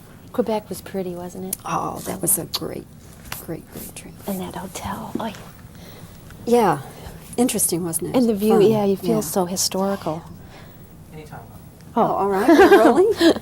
Well, Catherine, we just sit here and Chat away. We saw one another last week, which isn't quite accurate, but we have met before. Right. And it's wonderful to see you again, and Thanks. great to see you in Star Trek. Thanks. Were you any sort of a Trekkie before this? No, I don't. I don't mean, it sounds kind of snobby when you say, no, I wasn't a Trekkie. I don't mean it that way. I just missed it. I don't know what I was doing when the series was on, and I don't go to science fiction. I don't know, it's just not my cup of tea. Star Wars, so I missed the whole boat. But I kind of am glad that I didn't know, because I think my character didn't know either. So, and I didn't screen the films when I got the role, because I just wanted to be. And now that I've rented the movies and watched the series, I'm sort of becoming a fan, and I think I'm definitely glad I didn't know this, because I would have been sort of in awe, perhaps, of seeing Spock, or these people that I'm now becoming attached to. You have a very strong woman's role. She is really a woman of the 80s. Now, my question is, was she written that way, Catherine, or did you have to fight to give her that strength? No, she was written that way. That's why, you know, a non-Trekkie saw the role and just, I mean, I'm not a feminist. I didn't take it because she was strong, but I took it because she was so smart and well-written. I mean, there's not that many great roles. Even, I mean, at all levels, I'm not in the top 5 girls, but even up there, they don't write that much. And this, you know, these people wrote a good role in a good movie. The other thing about the role is that you are a marine biologist. And that isn't a profession that every woman does. Or aspires to. No. But as the marine biologist, as playing a marine biologist, did you have to learn a lot about humpback whales? Well, I did a lot of research and I talked to the Star Trek people, the SeaWorld people, and watched the National Geographic film over and over again. It's a great group of people. They're kind of like the 60s people that didn't sell out. The men wear beards and they're very sensitive, and they do get very attached. And the women, it's a hard profession for women, I found out. So if she was a little angry in the film, it's kind of justifiable because, I mean, I didn't purposely make her that way, but it's a neat business. I wouldn't mind being one. In fact, are they an endangered species? Yeah, oh yeah. Horribly so. Very, very much so. And they're starting to do it again now. They were kind of obedient to all the countries, except for Russia, Japan, and Iceland, and Finland always never obeyed. They kept killing the whales. But now everyone's starting to sneak again. It's not necessary, you know. We have synthetics and all of that. And it's so, I mean, I'm not becoming a crusader, but, you know, it's just kind of sad. You're in another movie that is current and very hot right now, Peggy Sue Got Married. Now, having that role and this role, do you feel that your career is kind of getting a new momentum? I don't think, it's a fickle industry. I don't think one thing launches you. I mean, and the term heat is really kind of, doesn't apply. I mean, the heat can dissipate, it can build. I just take it one film at a time. And I'm glad that a film comes along. I'm glad there's 2 now that I'm proud of, you know. You just keep working with no expectations. There's going to be a Star Trek 5. No expectations. No, I'm... is there any talk that you might be in that? Not really. I mean, the journalists have talked, but I don't think it's inevitable. And, you know, that's okay. I mean, I did Jillian, and she's out there working. Shatner says, though, that he does plan 1 or 2 Earth sequences. Oh, he does? Yeah. Is that news to you? Well, maybe they can drop me back. Well, you know, the 2 of you, I think there's a little bit of chemistry. A spark there. Yeah. Well, I mean, you know, it doesn't. I really don't know. Would you, though, if asked? I don't know. You know, you'd look at it and see if she was as attractive to me as this one was, this version. You just don't know what they have planned or where I'll be. I like Horton Foote. Oh, he's a Texan, I'll tell him. Oh, really? Do you know him? No. I'll put in a good word for Thank you. you. He's a friend. Oh. Very talented writer. All right, I'll Thanks. remember that. Thanks. Catherine, it's lovely to see it's you nice again. to see you, Bobby. Good luck to you. Thanks. I'm serious. I'll really tell him. Oh, God. Well, Bones is riding on the crest of a new success for Star Trek with Star Trek 4. Watching it last night with that audience, you must have felt like a jockey on the back of a winner. Good feeling. It's a good feeling. Yeah. Yes, it is. Now, you portray a doctor, of course, and I'm wondering in real life how often it is that doctors will seek you out to speak at conventions or to see in you a kind of an emblem of medical science of the future. I've tried to avoid that. Really? I have not really gone before, you know, a medical convention or a gathering of that sort. As a matter of fact, here I just did an interview at the studio for the American Medical Journal, which is the first time that anything of that nature will have appeared concerning me. I don't want to get in too deep. They could, they might lose a few patients Could get in listening over to your me. head, maybe? Well, there's a lot in the film about comparing medical technologies, and it's as if it's a reminder to us that what we now so smugly think is advances in medical science could have a long way to go. Yes. This must be the kind of message maybe that you could speak to. Well, yes, and so much has come to pass since we started doing that series, you know. There, as I was telling someone, that, you know, the readouts behind the bed, you know, in intensive care, there's a heartbeat, pulse, everything that the physician wants to know by simply looking up there. That was a big thing when we did that on Star Trek. So you're saying that you helped predict some of those Well, things? that was before, see, that was far out when we did it. Now then, it's in any top hospital you walk into, you'll see that readout behind the patient in intensive care. The needle that I use is now in use, the air needle, the big air needle. So a lot of things, and laser surgery, that's what we were doing, laser surgery, which is now coming into its own. It's hard to keep up with it, things are moving so fast today. Ever since they built that little microchip, everything started to change. DeForest, it's always struck me, and we've talked several times before, you are a contented man. You enjoy this role, you enjoy being identified with it, and you're not somebody to struggle against it. No, I had to, I think we all went through a phase of where we fought this thing, you know, because after all, we are actors, we've spent our lives trying to become something worthwhile in this profession. And after a while, when I saw the power that Star Trek had on me and my life, I decided that if I didn't get my head on right with this show, I was going to sit around and be unhappy. And I decided to start counting my blessings and to be happy with it.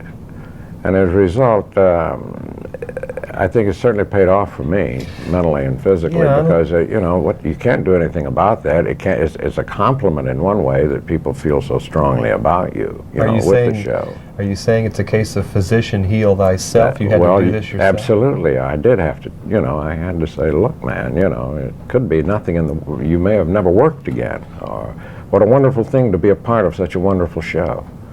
Just something that will be here long after I'm gone, you know. Very few actors can make that kind of mark in their entire career, you know. Well, it's also interesting, too, that it would be the role of a surgeon, a doctor. It would be that kind of role who would always be the reminder to Spock to get in touch with his humanity. Yes. Another kind of doctor.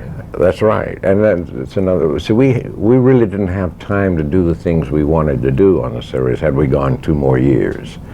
We would have gotten deep into that particular area, psychiatry and that sort of thing. Whereas in that time frame, a physician would have been accomplished in all fields of medicine, not just limited to anything. McCoy would have been a wonderful psychiatrist, or other phases of medicine. We could have gone so many different ways. Well, it's a kind of a holistic science you're talking about. Absolutely, absolutely, which is becoming very prevalent today. You know, holistic medicine is on the move also. I want to shake the hands of the surest surgeon in the universe. You got it. DeForest Kelley, Star Trek 4. And for KCTV5 from Los Angeles, I'm John Tibbetts. Well, it has been 20 years, after all, since the first Star Trek episodes were filmed for television, and I have to ask Leonard Nimoy if you could give us a sense of contrast now. That was then, this is now. A lot's gone under the bridge in 20 years. Yeah, yeah. A lot has changed. All the other people are 20 years older. I'm not, but they are. That's amazing. It's strange what happened to those people. How about the costumes? Do they still fit as well? A little adjustment here and there. I've gained some weight. I put on, in the last year, about 15 pounds because I quit smoking. So now I eat. Like I used to skip meals, now I eat. Mr. Shatner describes those early sets as being like pit furniture. You arrange them in groups like wedges of pies. That's true. That's true. So even that aspect of it has changed considerably. Yeah, everything has changed. We have changed. The approach to the show has changed. I would say on another level, in another way, we have now come back full circle in Star Trek 4. I think we're closer in attitude towards to the original series. Hence that subtitle, yeah, The Voyage Home, because it's home in every respect of the term. I agree. I think it's a very appropriate title, yeah. We're very much in the spirit that we used to have when we were making the series. And speaking of home, you have a concern for home. Ecological imbalance, species protection. This traditionally has been a priority on the part of science fiction and fantasy writers and readers. I assume you're aware of this, and going into this project, this is going to be very close to home for many of these people. Tell us about your own passions about ecological imbalance. You Well, said yesterday species are disappearing all the time. Yeah, I became curious about introducing that idea, the possibility of introducing that into this film when I read a book called Biophilia. A biologist named Wilson at Harvard wrote it and tells us in the book that in the 1990s we'll be losing 10,000 species per year off the planet at the rate we're going now. And that's an average of one species per hour. And what really is fascinating and concern-inducing is that many of them will not even have been recorded. We won't even know that they were here. We won't even know what they were. The scientists will not have even gotten to them, and they're gone. This picture essentially is an entertainment piece, but there is an opportunity in the film to introduce the idea that something that we're losing today may turn out to be suddenly terribly important to us 100 or 200 or 300 years from now. So And I understand in your decision to select such a species, at first you decided upon plants. Well, we thought about some kind of a plant that we might need to maybe create a medicine or something that's gone, and what are we going to do about it? The point is we had to come back in time to get something to bring it into the 21st century to save Earth, and what was it going to be? Either a person or a plant or a bird or a fish or whatever, and we decided on a couple of very large type creatures. One aspect of coming home, I think, is in your character. Of course, you and those classic confrontations with Bones. Isn't that interesting? We It's have always reminding you to be human. We do have a lot of homecomings in this picture. We come back to Earth now, 1986. We come back to the spirit of the series as the way we were doing it in the 60s, and Spock comes back to his full identity at the end of this picture. Feeling fine. You're right. Yeah, feeling fine. That's right. I'd like to ask you one other thing now about this preservation of species business. How about preserving the original negatives of the Star Trek films? There's been, Martin Scorsese has raised a lot of issues about mismanagement of negatives and materials disappearing and disintegrating and all of that. Yes. Are you ensuring that we can see the Star Trek theatrical presentations maybe in another 25 years? Good question. I don't own the film. I don't own the negative. It's obviously the property of Paramount Pictures and not mine. But I would think that they are taking very good care to see to it that the storage facilities that they use are right to preserve the film. It's true that there was a time when there were some very slovenly practices and some very important film was lost because it wasn't preserved properly, it wasn't stored properly. Cleopatra looked real bad in muddy colors. Yeah, right. I'm sure that Paramount values this stuff and knows that it's going to be valuable over the years to come, and is taking proper care to see to that it lasts. Finally, I can't wait to see what kind of costuming you'll be wearing in another 25 years. But the girth won't expand, will it? I wore that robe in the streets of San Francisco and had a good time with it. I think people enjoy it. Members of Starbase in Kansas City and Star Trek organizations, I guess, are waiting for a message from you, from Mr. Spock. Live long and prosper. Let me not interrupt you on that. Live long and prosper. I'm John Tibbetts with Leonard Nimoy, Star Trek 4 here in Los Angeles for KCTV5. Well, instead of saying the new kid on the block, maybe I could say the new young lady on the deck of the Enterprise, Catherine Hicks. Now, when I say Enterprise, I don't mean to spoil too many beans. But, yeah, everybody's coming home on this one except you. You're the one new member we have in this picture. Yes, I'm going away from home. What a juicy role. Yeah, now, how do you get this kind of thing? How hard did you have to work? How much did you have to want it? A lot and a lot. I read it and I liked it a lot, and it worked hard to get it. Formidable competition? Yeah, I don't know exactly who, but I was certainly I was up with other people, I know that. And I worked real hard, but ultimately. Now, was there a time when a younger Catherine Hicks took a look at these guys on Star Trek and thought, what a fantasy to have them step into my life? No, I would never, I don't know what channel I was on as a child, but I was on the other one. I don't know. Mickey Mouse? No, that's earlier. I missed the boat on the whole thing. Really? So, You're one of the few. Yeah, I was pretty ignorant about it. And actually, that worked. I liked being ignorant going into the picture, because I kind of was like, Jillian, who are you? Interesting. I would think there'd be a lot of young women, though, who would really sympathize with this part, who would love to have an extraterrestrial dude step into their lives from the future. Yeah, I guess so. Yeah. I never thought of it that way. It certainly makes for potential comedy. Delicious comic scenes there, and I understand some of that stuff was improvised just a bit, like in the truck. They improvised. Tell I'm not secure enough yet to improvise. But you improvise moments. I mean, hopefully you... Okay, so your lines were scripted, and then Nimoy No, and they Shatner... just... No, it was yes, no, and then they extended the yes, no, no, yes. Just a few beats. But did some of this kind of thing catch you off guard sometimes? Yeah, but that's, often that's what you want. Because then the actors are really... It's fresh, rather than prepared. Take us behind the scenes, if you would. What part of the shooting did you enjoy most, be it studio or location? The storm. Yeah. Why? Because it was really old-fashioned movie making. It was in front of the old Skydrop that has been at Paramount since the 20s. It was in the parking lot depression that's been there, that you always walk by and say, why do they have this? And they say, well, because that's, you fill it with water, and that's where Hitchcock shot this, and so-and-so did that, and Ben-Hur. And then lo and behold, you're on the set, and they say, well, we're going into the tank. And you think, oh my God, I'm going to be in it. And how many days were you in? We were there a week. And they built a pier out to shoot from, so it was like a lake. It was like a resort. And then they had the old men that had been at the studio for years up there on these huge high towers making the lightning, and then other men making the thunder, and other men making the rain, and other men making the waves. And all of the equipment looked sort of old. It wasn't like high-tech. It was this old wheel that was a wind machine, like an old propeller. And when they said action, and all these ingredients came together, it was can wonderful. you take these images out of your mind when you see the finished film with the effects laid in? Not, and probably not. I more remember the wet, cold air. But no, yeah, I watched it. Now, I called you the new kid on the block, too. Was there a neighborhood leader, one of the crew members who maybe especially took it upon himself to guide you around, show you the ropes? Well, they were all immediately nice and welcoming, not at all distant or, reluctant to say, hi, you want to play with us? And they were very much like playmates. They're wonderful. They were just, Walter and I talked a lot. He's very funny, Chekhov. He's so funny. And DeForest was real nice to me. And Nichelle was really funny. And I have lunch with each of them a different day. They were just very open and having a nice time. Now, I know you get this question thousands of times, but I do have to ask you if the way is open then for the sequel in which you will be continued to be a part of things. I don't think it's really, it's implied, but it's not, I don't think it's, I don't know. I don't know what they have on this scoreboard.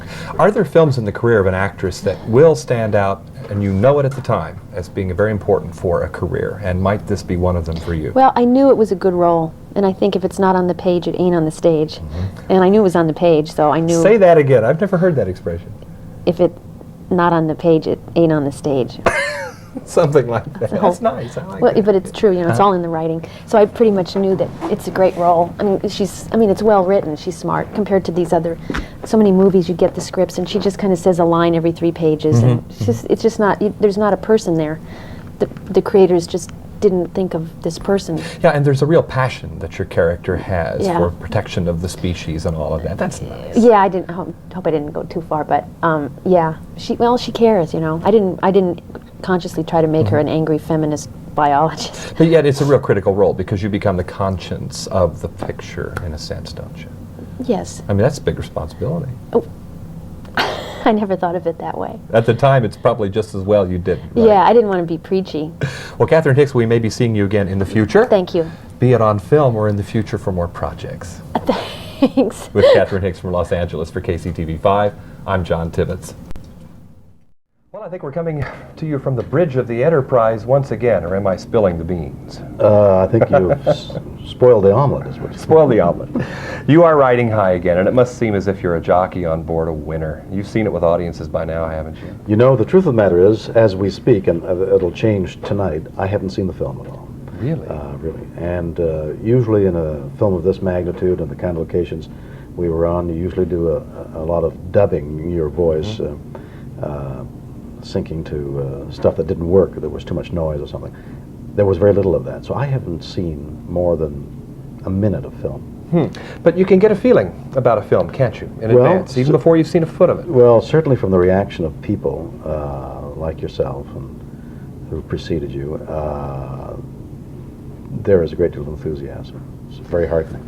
Because it has been exactly 20 years since the series began, I was wondering if you could give us a sense of contrast when in 1966 you first entered the set of the Enterprise, and now when a seasoned traveler in this series, you're back again. Could you give us a sense of the contrast between one time and now? That was then, this is now. Well, what happened at first? Apprehensions? Uncertainties? I am trying to recall how I must have felt. I was a callow youth, you know. In the best poetic tradition. Right. And I remember being very excited and very nervous about the success of the series that was going to go on the air some months after we started filming.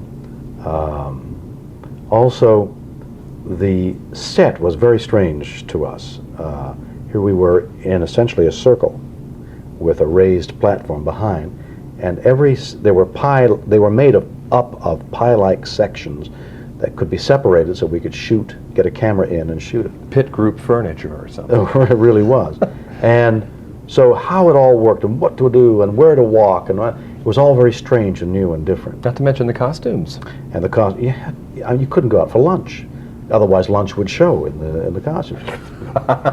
So it was all very nervous-making. Now, coming on the set in these films, we know how the set works. We know what to do. We know, and don't know about lunch. But it is more the season thing. How about William Shatner now? What has been the difference in you between 20 years ago and now? How do you see yourself as an actor over that intervening period? I probably am less sure of myself now. Just the reverse of what I might have thought. I probably don't like what I do more. I probably know that I don't know. I know that I don't know. Is that important to achieve that kind of? Well, I think what happens for me in the aging process is not only as an actor but as a human being, I begin to realize that we don't know anything. We don't know anything. We make a few discoveries in science, like how a molecule works, but even then we're not quite sure. But where that molecule leads us to opens up another mystery. So the mystery of myself as an actor and what I'm doing and how I'm doing it, I don't know. This is precisely what science fiction writers do. Remind us of how little we know, actually. I'd never thought to compare him with an actor. Well, every human being is a microcosm. It's true. Maybe in 300 years from now, when Star Trek's supposed to take place, we'll know more. I mean, if we knew how the universe operates, would we know everything? Among the ranks of science fiction writers and fans, traditionally, have been concerns for ecology, protection of animals, things like that. A very wise core to this film, therefore, I think. I think so. Tell us a little bit about the genesis of that. Did that come full-blown from the writers, or did some of that develop? Leonard Nimoy and Harv Bennett came up with the idea of going back in time and needing a device to go back in time for something. I don't think I better tell you anymore. Okay. I'll tell you what, after 20 years, you may know less, but we know more about how much we enjoy Star Trek. Oh, that's wonderful. Star Trek 4 from Los Angeles for KCTV5, I'm John Tibbetts. To boldly go where lots of men go every day. That's the latest twist in the Star Trek series. Bill Tush met the film's director and co-writer, the one with the pointed ears. During their many TV and film ventures, the Star Trek crew has gone just about everywhere. This trip, it's back in time. Judging by the pollution content of the atmosphere, I believe we have arrived at the latter half of the 20th century. Leonard Nimoy, or Mr. Spock to Star Trek fans, believes time travel stories to be among Star Trek's best. We did do some very successful time travel stories. One that I remember in particular was one where we went back to the 1930s during the Depression in Chicago, and it was a love story between Bill Shatner and Joan Collins, which I always thought was one of our best episodes. In other adventures, Spock and Kirk have run into some pretty strange creatures. Their trip to 1986 proves no exception.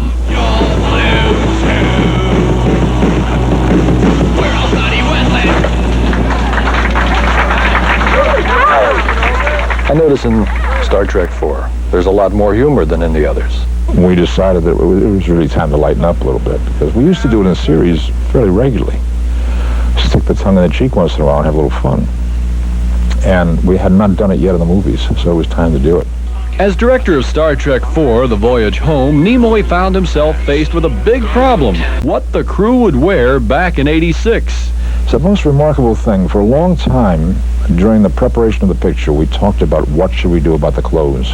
We don't discover that we have to go back to 300 years to Earth now until we're off the Vulcan planet and on the trip. And the more I thought about it, the more I finally decided firmly, I said, no, these clothes are going to be totally acceptable on the streets of San Francisco. Bill Tush, CNN, New York. Who do we look at? Bruce? That was it. It was like a 1, 2, 3 or something. Okay. Panoramic.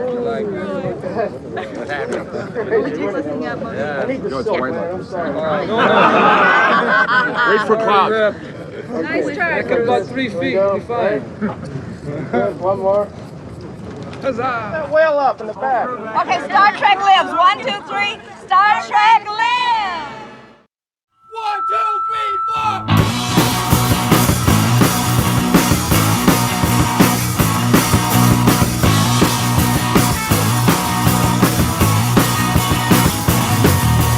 Star Trek IV is a story in which Star Trek characters have to go home to Earth from the Vulcan planet, where they have been stranded at the end of Star Trek III with a Klingon bird of prey as the only vessel that they have available to them with which to make the trip.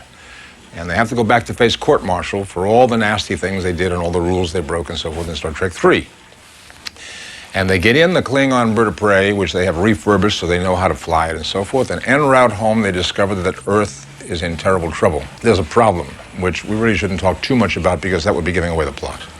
But in order to help solve that problem, or the only hope they have for solving that problem, our people decide they must go back 300 years in time to now, to the late 1980s, to the city of San Francisco, to pick up a pair of creatures, let's say, to fly them into the 23rd century, to save the Earth. Just where in the future, the things we've done instead. Let's just push the button, we'd be better off dead. 'Cause I hate you, and I berate you, and I can't wait to get to you.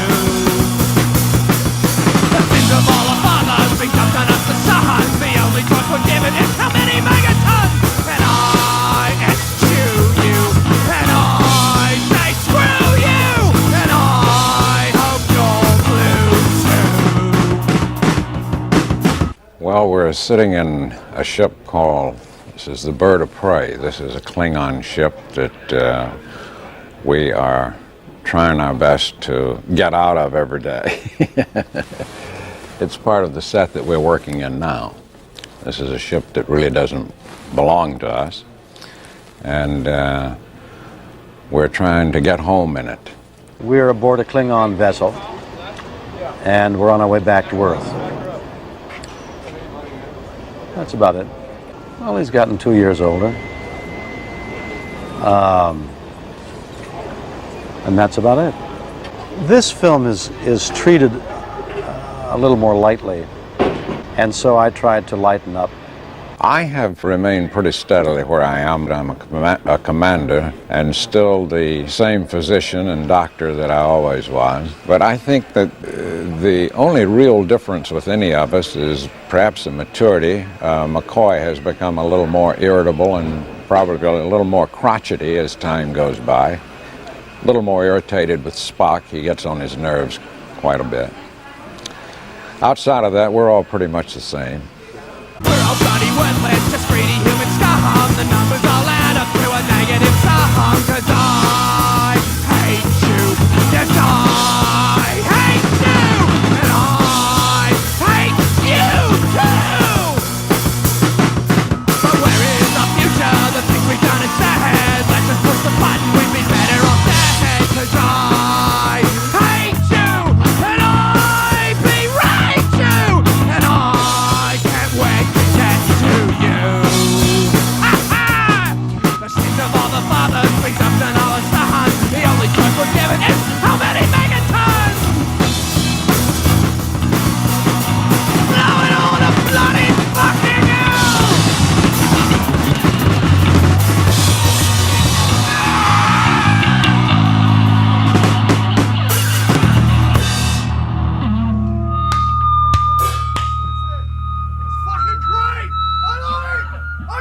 listeners on one, two.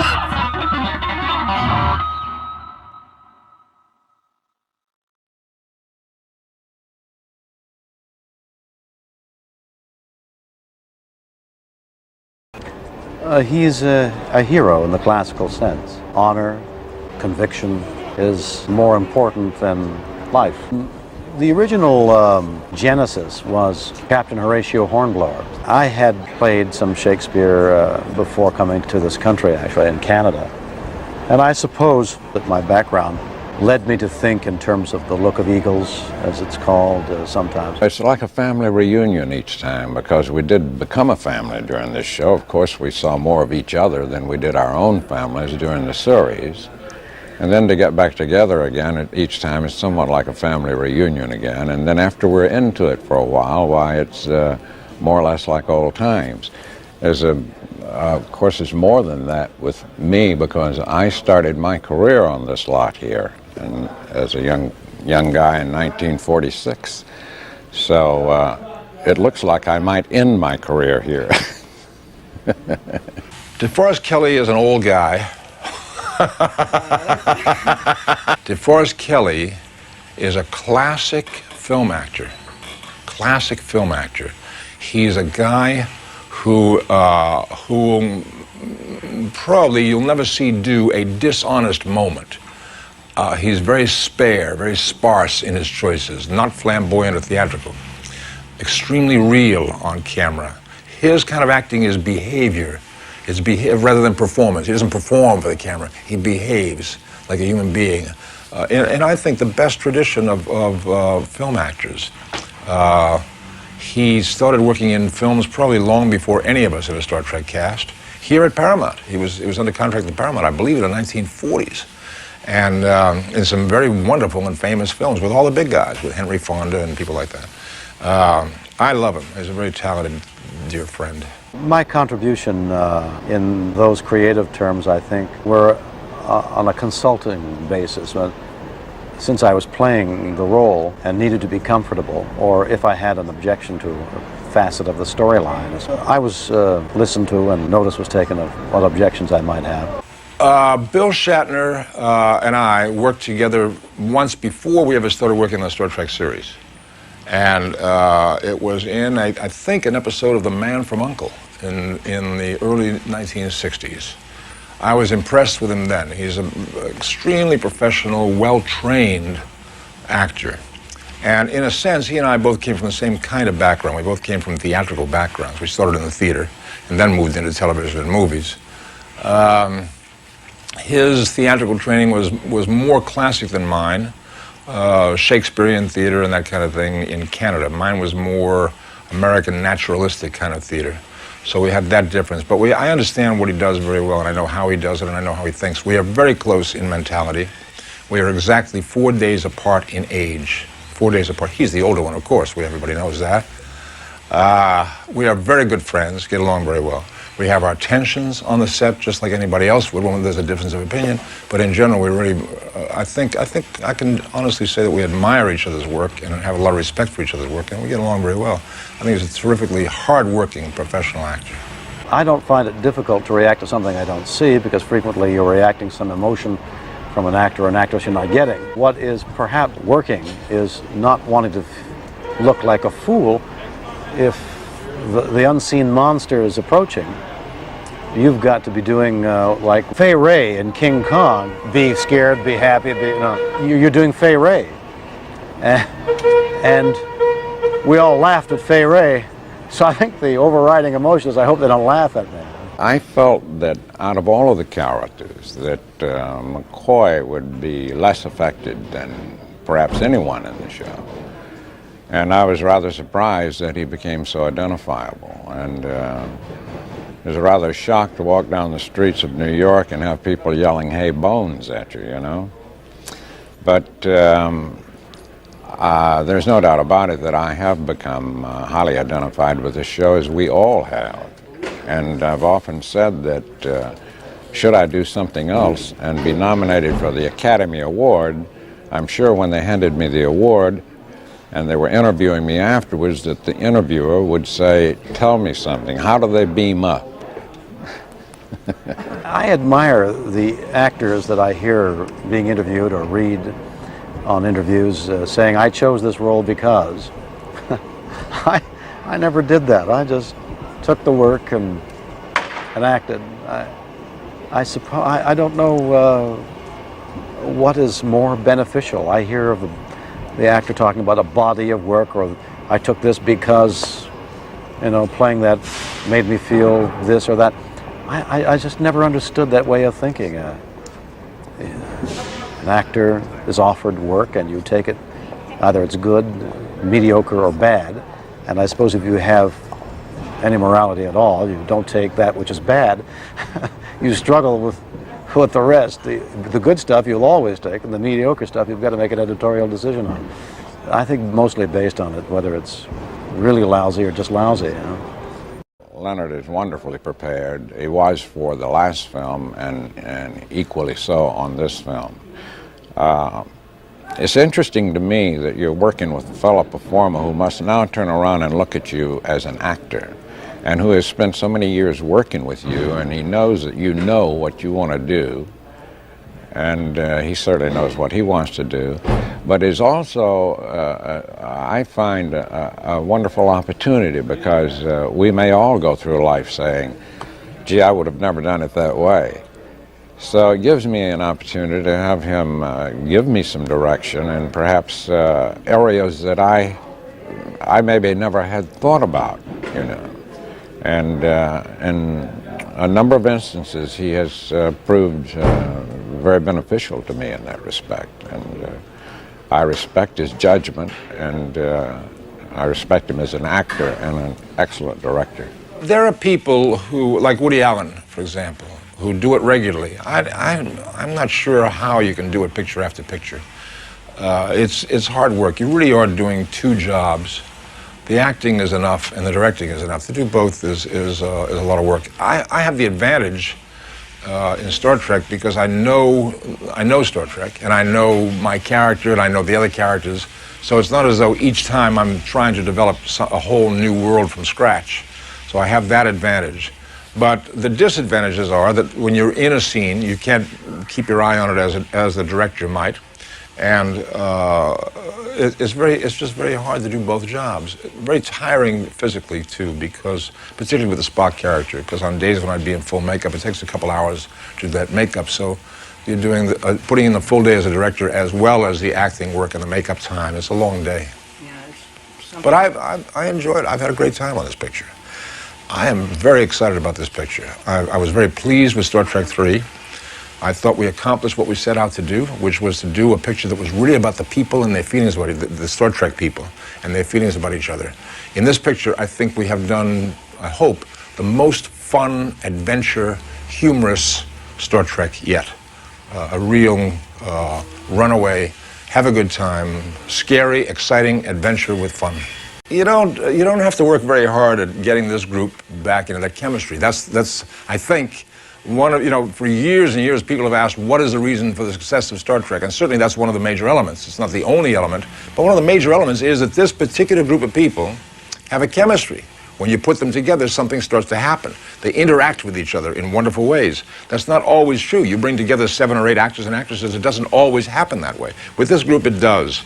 And you don't have to teach them to do it. You don't have to lead them to do it. The day that they come back to work together, if you were to gather with them in the makeup department and watch them all getting their makeups on and telling each other stories about what's been happening to them since the last time they made a movie together, you'd find that it's like family coming together again and reporting to each other. So the chemistry is always there. It's for the director, in this case, it's a process of shaping a little bit and controlling a little bit and designing a little bit, but you have that chemistry working for you as a tremendous plus. Well, when I came in, you see, I was not an either pilot of the series. I had done another film for Gene Roddenberry, and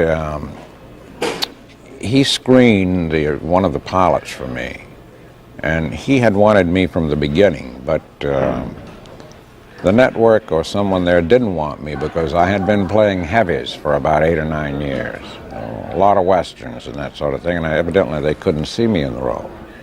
Make a long story short, he screened this for me, and I saw the part of the physician who was played by another fine actor, a character man named John Hoyt. And it was, he was in maybe one scene in the movie, but it was a very effective scene in the television film. And I felt that it was a marvelous opportunity if this character could grow and expand. And I talked to Gene about that, and he thought maybe that it could. And then after we got into it, the fans began to pick up on McCoy. And so they began to feed him more and more, and as time went by, he became more important, and eventually moved into a co-starring position. And it's been an enjoyable role because he certainly isn't overexposed in these films, but usually when he comes in, he has a zinger here or there, you know, or something humorous to say. So it's been a wonderful experience.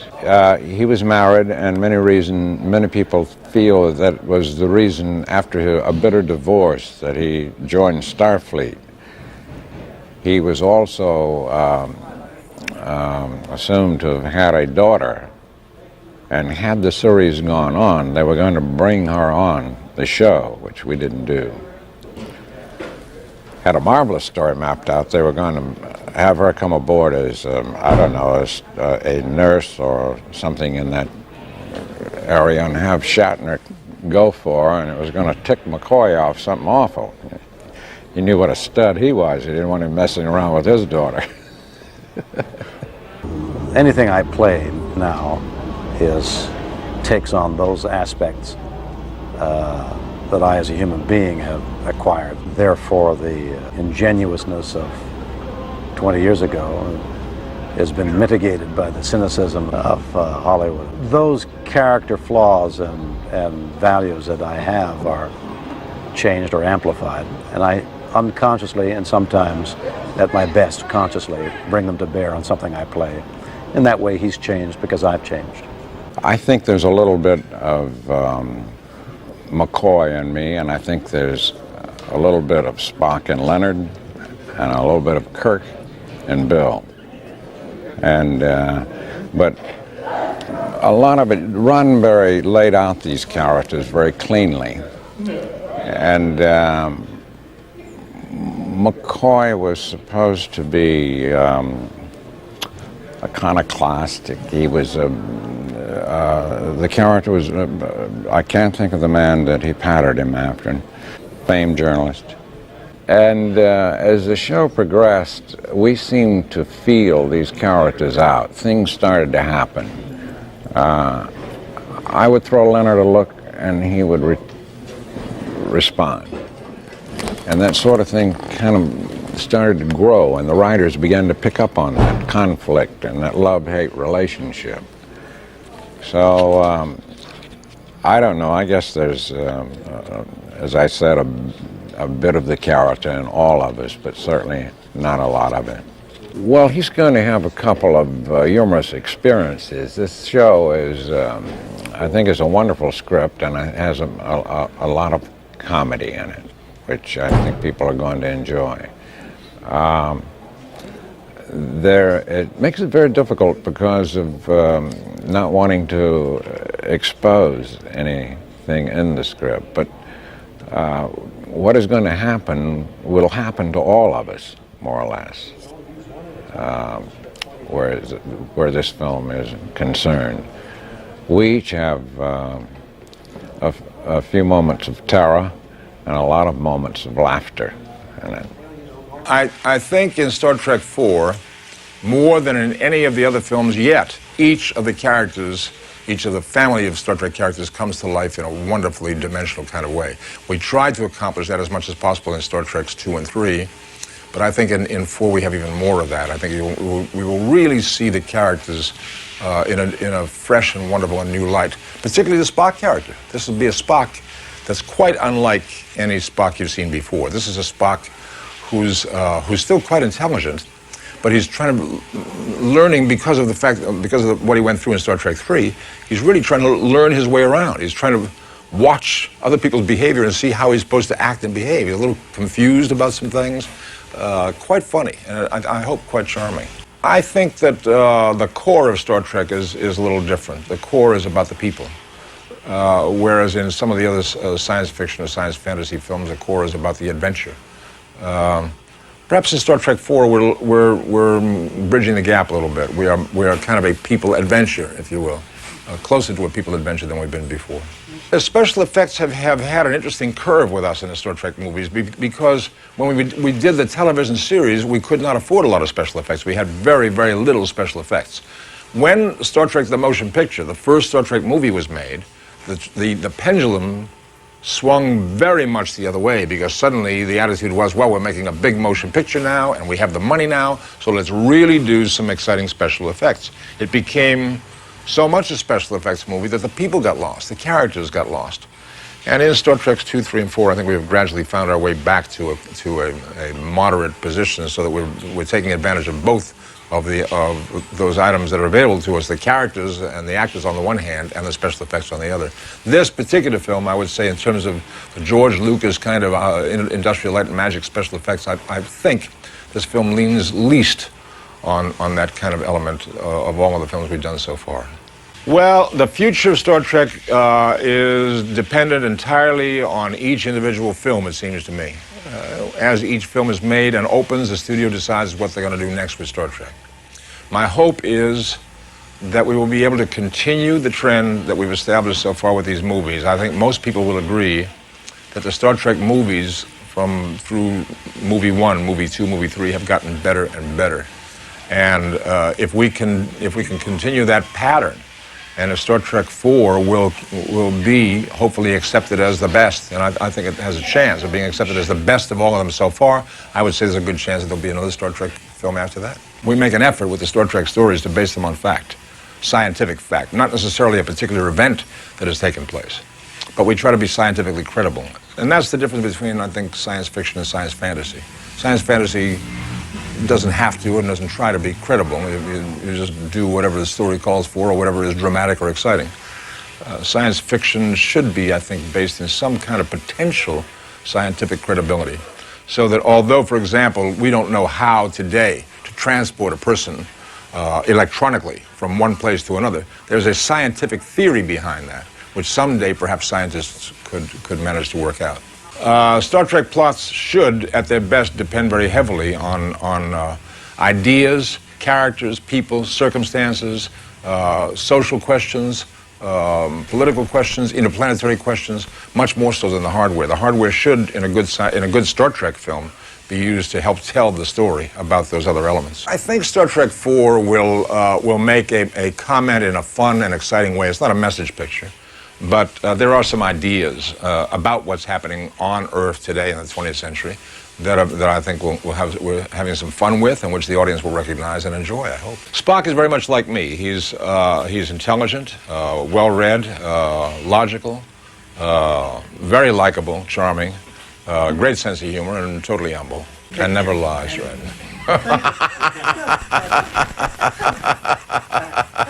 The object of drama is catharsis, and I don't think there'll be a cathartic feeling in this particular film.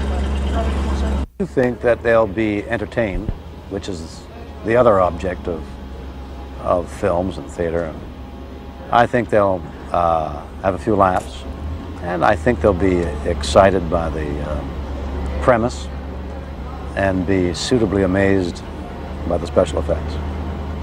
Other than that, you'll get your money's worth. Well, the number one thing, I suppose, is that they have enjoyed themselves and that they have seen a group of people who care for each other and that perhaps some kind of a message has been delivered to them along the way. We seem to have managed that during the series, and hopefully if we can leave them with that spirit, I think it would make us all happy. When the audience walks out of the theater having seen Star Trek 4, I'd like to have them think, wow, that was great. That was great. I want to get in line and see it again. I would like to say something to the science fiction readers and film goers and television watchers who have been incredibly supportive of Star Trek over the years and appreciative of Star Trek. They've been an enormous help and inspiration to us. They have kept us alive as a series and as a series of motion pictures. We are, all of us, very much aware of their contribution to what this whole world of science fiction is all about, and I say to all of them, live long and prosper.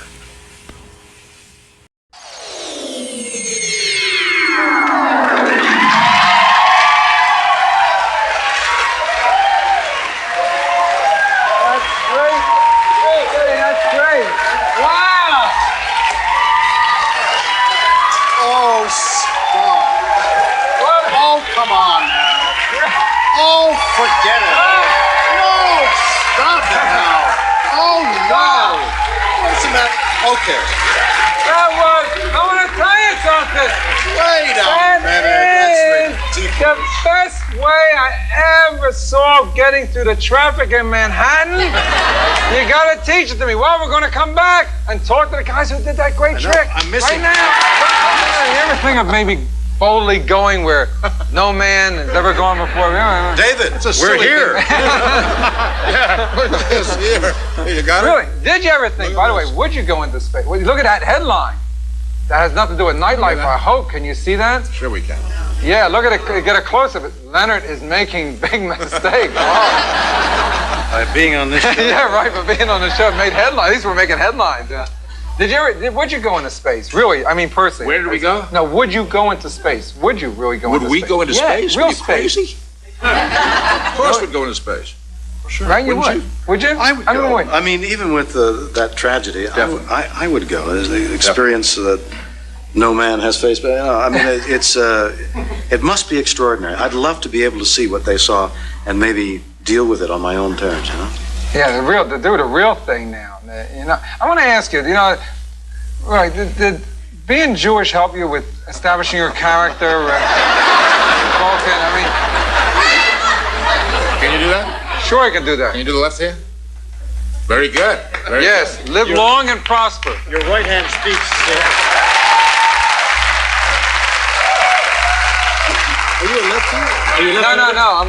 I'm right-handed. Did you know that Vulcans are Jewish? Yeah, all Vulcans are Jewish. So, Vulcan, what's new? What's going on? You think, did you find any Jews in space, by the way?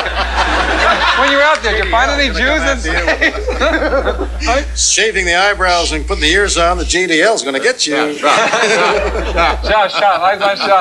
That's Vulcan talk. Right. Don't make me laugh, please. Whatever you do. Now, you did Star Trek 4 now. It's coming out, right? Yeah. Star Trek 4. Okay. Well, actually, it's out. Yeah, it's just out. Yeah, it's just opening, just out. And great reviews, business is terrific. Terrific business, and everybody loves it. Not a mistake. That headline, nothing, not a mistake. Now, we have a scene from there.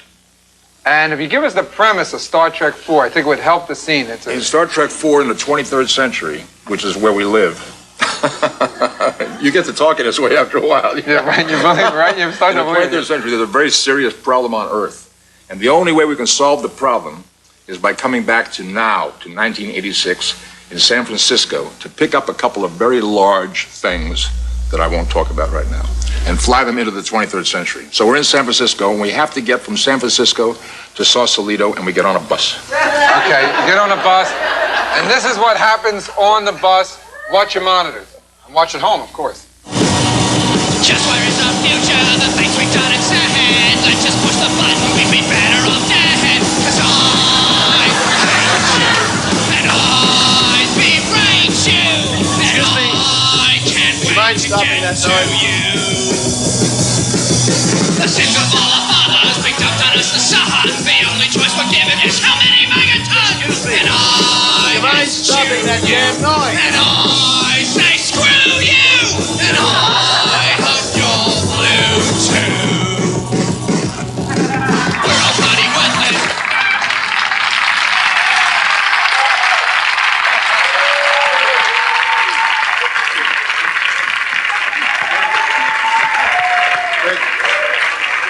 They talk about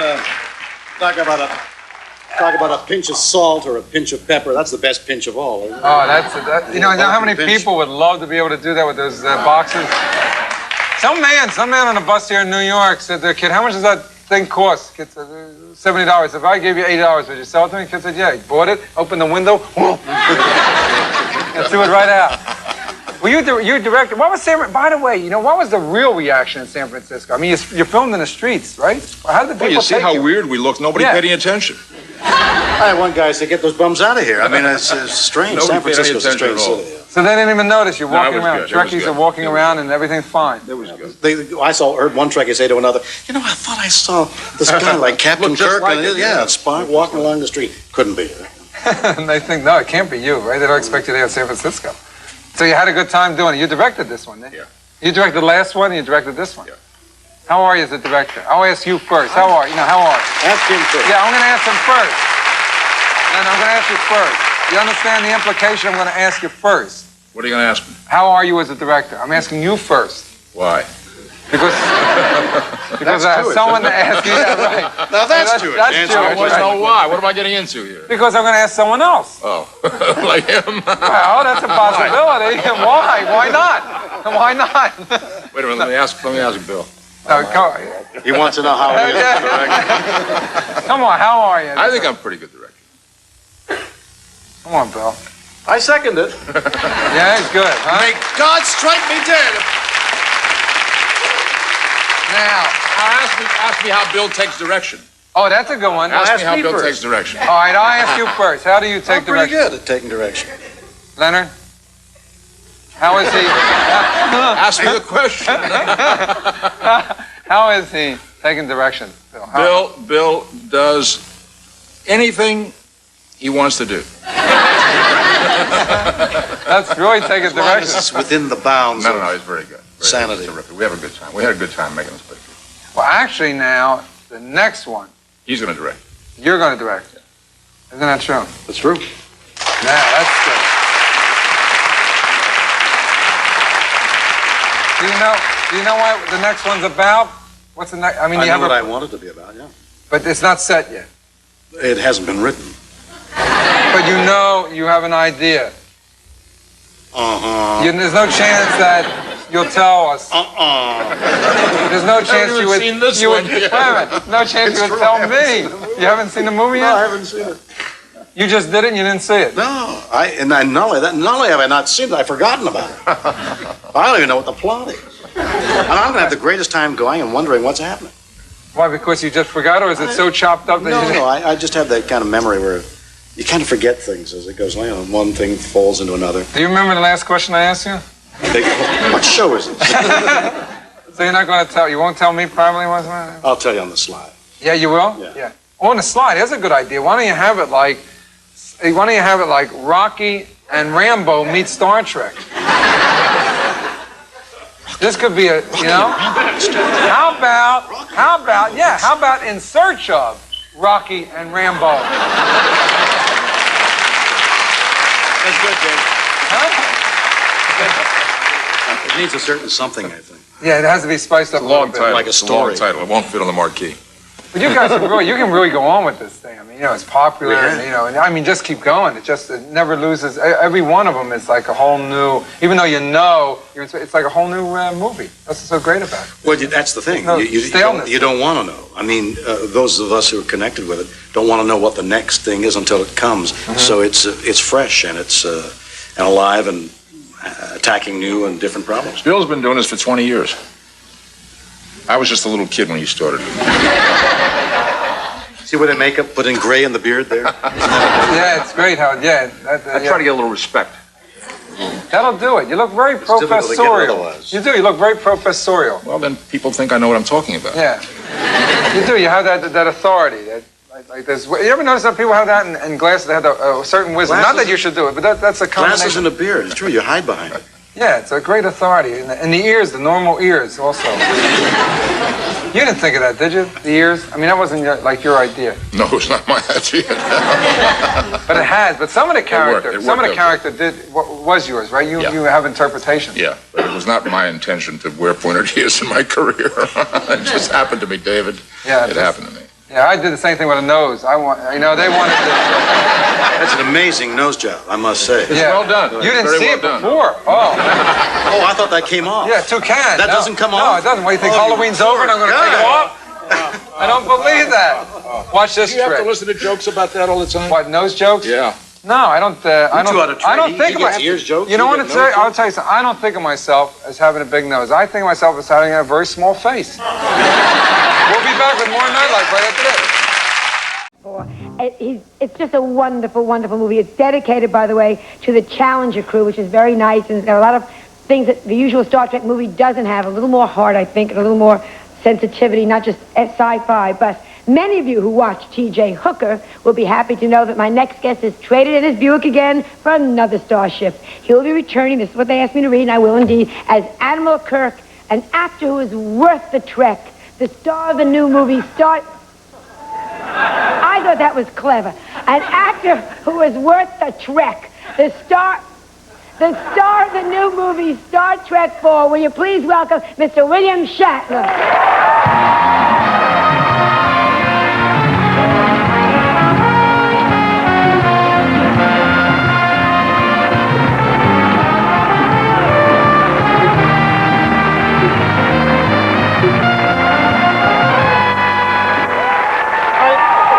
Thank you. I've been cooped up all day with these interviewers, and we've been doing massive interviews. Yes. I've been one-on-one with people for days, and to see more than one person in a room is overwhelming. Isn't that great? Look at this. Look at this. Large band, large audience, But thank you. isn't it great when you're doing interviews on a thing you know is a hit? There's no apologies in your Well, interviews. You can sit back and... I'd like to talk to you in a couple of weeks. The movie opens the 26th. Oh, it's wonderful. It's just wonderful. Thank you. But don't you feel it? Don't you know it in your heart somewhere? Kinda. Yeah. I got a little sneaking feeling people are going to come and see it. What happened? Because I thought Star Trek was on for years and years and years and years and years, the series. Well, and it was. Wasn't. How many years? Well, it was on national television for 3 years. Yeah. We made 3 years of episodes, but it then began to went into syndication. It was canceled and went into syndication and played and played and played. So some people think we've been doing them for years, but in fact, we stopped 17, 18 years ago. But I mean, why only 3 years? That amazes me that it only lasted for 3 years. Well, like any series on the air, it went off. Enough people weren't watching. And then just got a whole other life going. Well, I think the mystery is somewhere in syndication and an earlier hour, and somehow people began to watch it, and then it became cumulative, and people watched it and watched again and again. And know all the episodes, know all the dialogue. I met a guy. Guy drove me someplace in a car, and he said, "Stop the car." And he said, I got to talk to you. I said, I was in Vietnam, He said, "You saved my life." And I said, "What do you mean?" He said, "I was captured, and it was worse than those terrible movies you see where you're incarcerated and terrible, terrible things." And half a dozen of the men with him. And they began to play a game to keep themselves alive called the Star Trek game. And they all knew the episodes. And somebody would start off with some line. Another guy would then join in with another line. They'd do whole episodes. And they kept themselves alive for 2 years playing the Star Trek game, and we were both crying by the time he finished. Tears rolling down our eyes. It was a beautiful moment. That's great. It's just lovely. Have they ever made a Star Trek game? You could have cashed in on that story. A little tears go terrible. It's terrible. How can you be so bad? You could split it with him. You give some to the VA hospital. It's not working. I look at you, and your great success, besides T.J. Hooker and everything, but and Star Trek, but you started out as a very serious actor, and you were wonderful in Andersonville and things like that. Oh, thank you. Do you ever get a little frustrated because they all know you now as, Captain Kirk, and do you think, no, I can do other things? Oh, I just tell them, Hell with you guys. Yeah, I can do other things. Attention, Do you try to balance? Like you're doing Star Trek, you go off to do another Andersonville trial? Well, the Star Trek thing for us, the people on the cast, we were in it 20 years ago. It stopped, was syndicated, played, and then they began to make movies about 10 years later. And we make a movie every year and a half, 2 years. So there isn't really that much affiliation. I, as you mentioned before, was on T.J. Hooker for 4.5 years, and I made 2 of those films during that period. So I guess I'm identified with it. There's no No question about that, but I have done a lot of other things. What about Leonard Nimoy? Now, I don't know if you're friends or you're not friends. Everyone thinks if you work together, you're We're friends. We're wonderful friends. But do you go to each other's house for dinner? Or you like We're not friends? that good friends. No, so you're friends. Yeah. We're friends. I mean, you're friends, Yeah. but you're not like, where are you going this afternoon? No. All right. How did he directed the last two Star The Trek? last two Star Treks. Now, you're a very good actor. Yes. Do you, well, Hey, it's her show. Am I going to deny what she said? What do you do when he comes up to you and says, Bill, that last take, it stank? I said, what do you know? Oh, you think you're a director? You're an actor. I talk to them like that. They understand. You're going to direct the next one, right? You better not talk to me that way. Have you directed before? Oh, many times. I directed a lot of film and on television and a lot of theater. But Leonard is a wonderful director. Oh, I know. And a wonderful mind, and we have a great time together. You started out in New York as a theater actor, right? Yes, me too. We all, we'll talk. Yeah. Now, and here we are. And here we are. I'm behind a desk checking, counting flowers. This is the cheapest thing you've ever seen. At least you got them. The other guy doesn't get them. Yeah.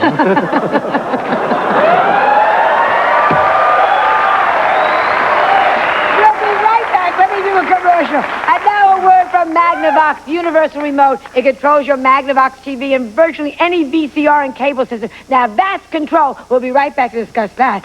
Okay.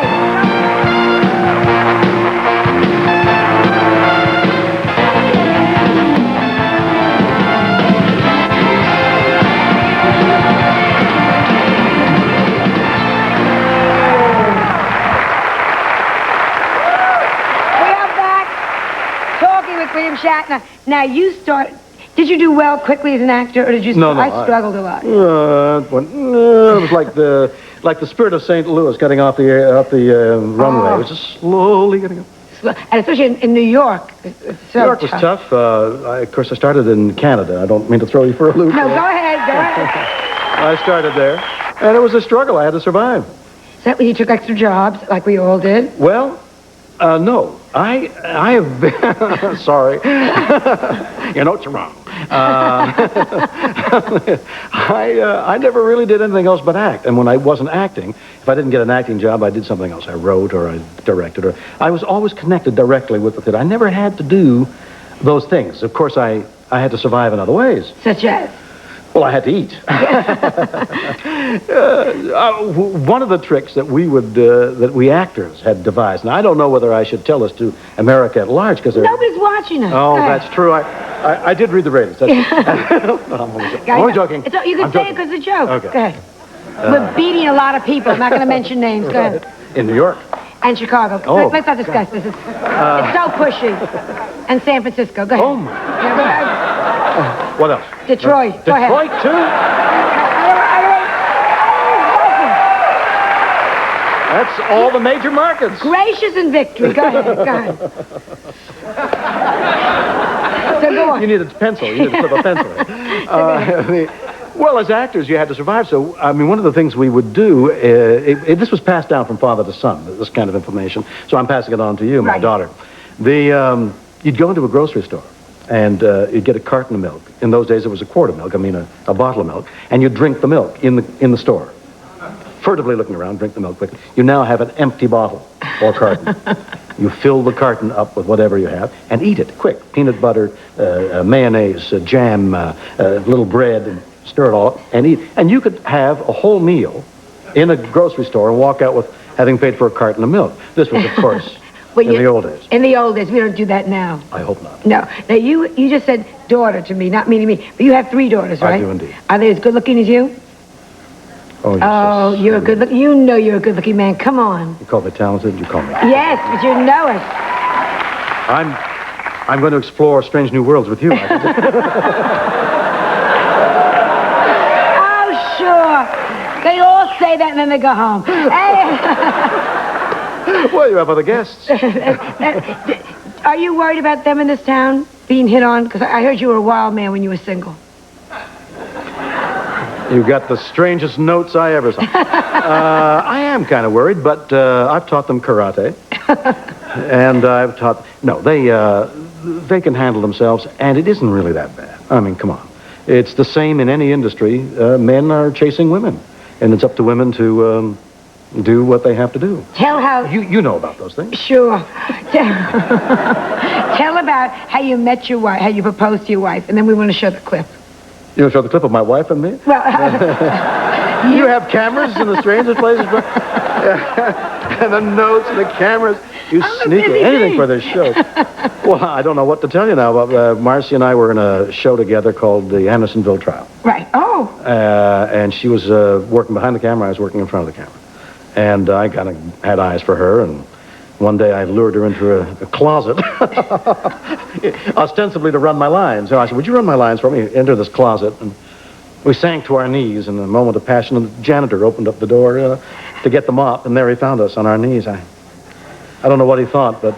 in the closet. Yeah, I guess he was coming to mop up or something. Most of my friends come out of the closet to make love. But that's... well, I just thought of that. Well, not great. Now, tell us about the clip, because that's why... The clip? Yeah. Well, you know what I'd rather do? I'd rather tell you after the clip, because I don't know what show us the clip. All right. Show us the clip. I feel like Monday Night Football after the clip. Star Trek. I'd be right you. Excuse me. I can't Do you mind stopping that noise? And I hope you're blue too. We're all bloody wetlands.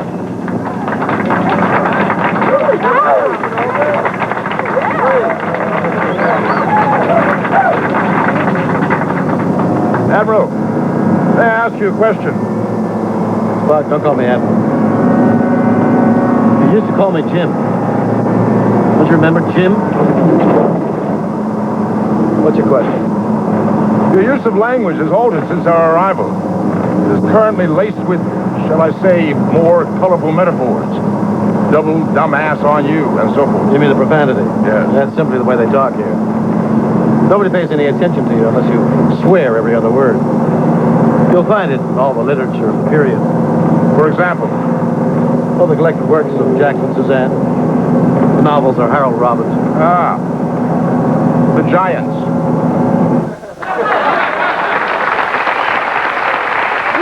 You were great in that. Oh, let me explain that clip.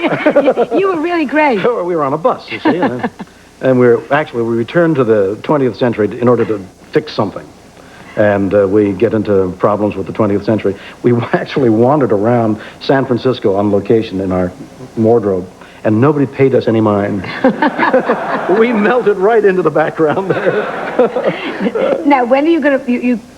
the movie opens? The 26th of November in some 1,200, 1,400 theaters around the country. Well, it's just going to be such a success, and please come back again. Thank Please you ask so... me. Oh, you're just wonderful. We'll be right back with Mary Hart, El DeBarge, and Anise de la Rançon after these messages of interest. Okay.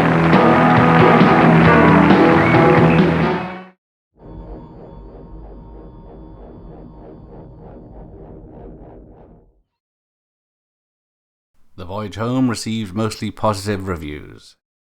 Nimoy called it the most well-received of all Star Trek films made at that point, and it appealed to general audiences in addition to franchise fans. Underway, and Star Trek IV: The Voyage Home is light years ahead of any competition. In its opening day yesterday, it grossed $4.3 million, according to Entertainment Tonight estimates. Now, two other movies also opened yesterday. The Mosquito Coast did respectable business, while the results for Solar Babies were dismal. Clearly, Star Trek IV is the movie to beat.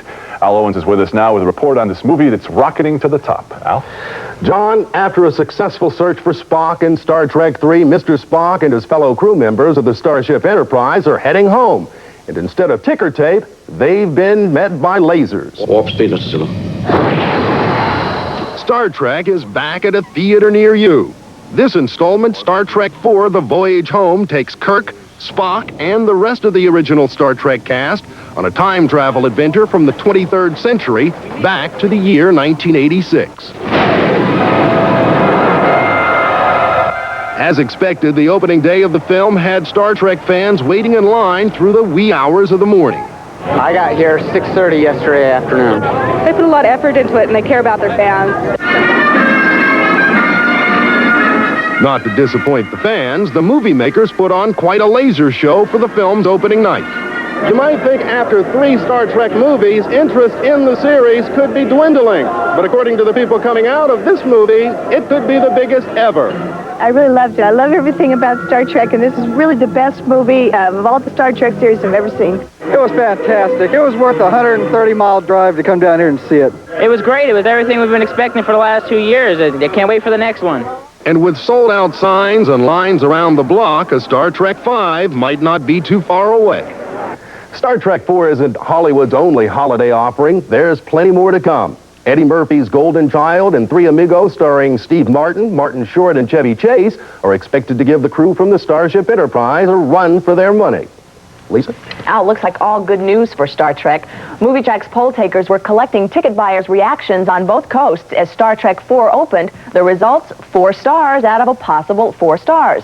Crowds, as you've already seen, were mammoth. Of those polled, 47% said it was the best. 40% loved it, 10% liked it, only 3% were disappointed, and not one moviegoer rated this film a bomb. Movie Track predicts Star Trek IV may hit the top of the Christmas season's box office winners. Star Trek IV: The Voyage Home is one of those rarest of birds, a sequel that is better than the original. In fact, I liked it as much as any in the whole series, and it's a good series, particularly Star Trek II. How do they do it? I think by remembering that we go to a Star Trek movie to spend time with likable characters who obviously like each other, rather than, with most outer space pictures, seeing a whole bunch of cardboard characters fighting all sorts of technological creatures. For example, in this mission to save the planet Earth, Admiral Kirk and Mr. Spock and the rest of the Star Trek crew return to Earth to the streets of San Francisco. This scene may remind you a little bit of Crocodile Dundee, this time with a whole bunch of fish out of water.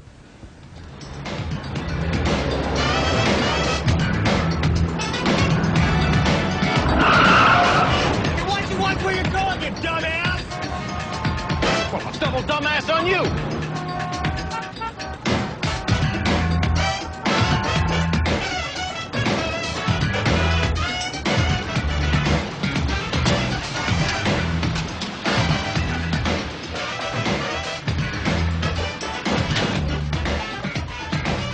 It's a miracle these people ever got out of the 20th century. They're still using money. We gotta find something. Spock, the rest of you stay here. And the rest of you break up. You look like a cadet review. Funny bit. Saving the planet Earth requires the crew to find some humpback whales that are being sought by a mysterious space probe. The Star Trek crew soon finds themselves underwater. Lassie, get my arm! You got it? Scotty! Scotty! I let out! I'm here, Scotty! I'm here!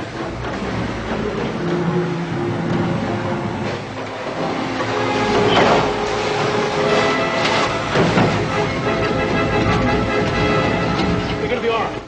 That last bit is from the last part of the movie, and that's the least interesting part of the film. The most pleasing part is simply when these familiar characters talk with each other, gently joke with each other. Really, the appeal is not unlike The Cosby Show or Father Knows Best, where we're seeing a family affair on the screen, a family with distinct characters who like each other, and we suspect at some point love each other. I also thought this was one of the very best movies in the series, and it's funny because usually, as you said, sequels get worse and worse and worse. Yes. This one is better and better. I love Mr. Spock.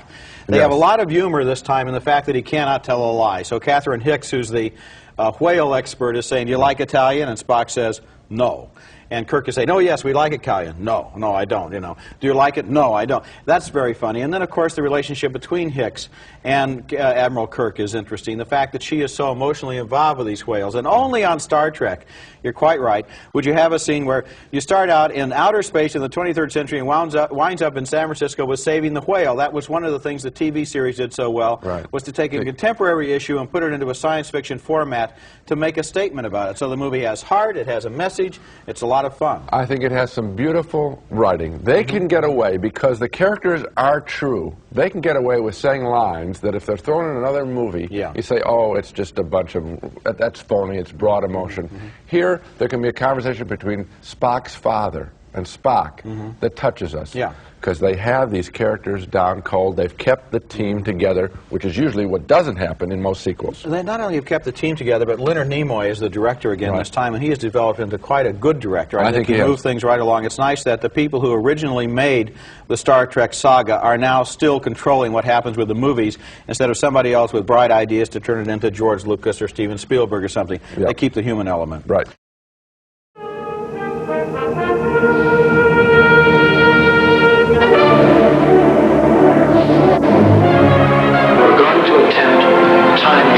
As they attempt to save the world from destruction, the crew has to learn their way around pizza and beer, money, and our backward technology. But otherwise, nothing has changed. Spock is Spock, Bones is Bones, and Kirk is Kirk. Let's face it, we might love them, but the Star Trek actors are a bunch of stiffs. Except for Shatner, who does the acting for the whole crew. He knows he's better than this, but he enjoys himself anyway, particularly at the expense of Mr. Spock, who may be the straightest straight man around. The fondness you have for these guys before the movie begins carries you right through to the end. Star Trek IV is funny and warm, and considering what a Star Trek movie could have been, and has been, that's saying a lot.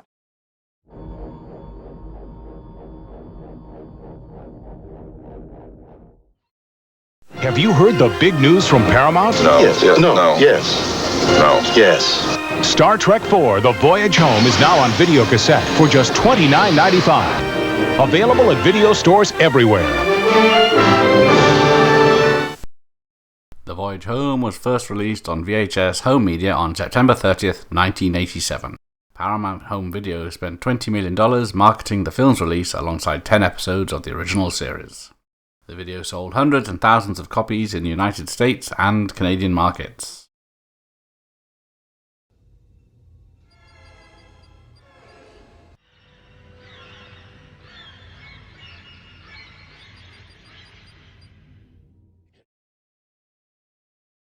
Here he comes now.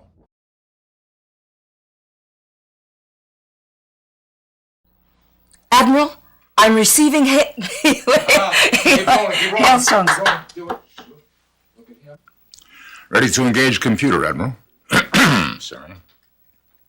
Ready to engage voice? Yeah. Action. And then we'll get this right. Admiral, I am receiving hail... Keep going. Keep going. All right. Let's do our job and get out of here. Our own world is waiting for us to save it.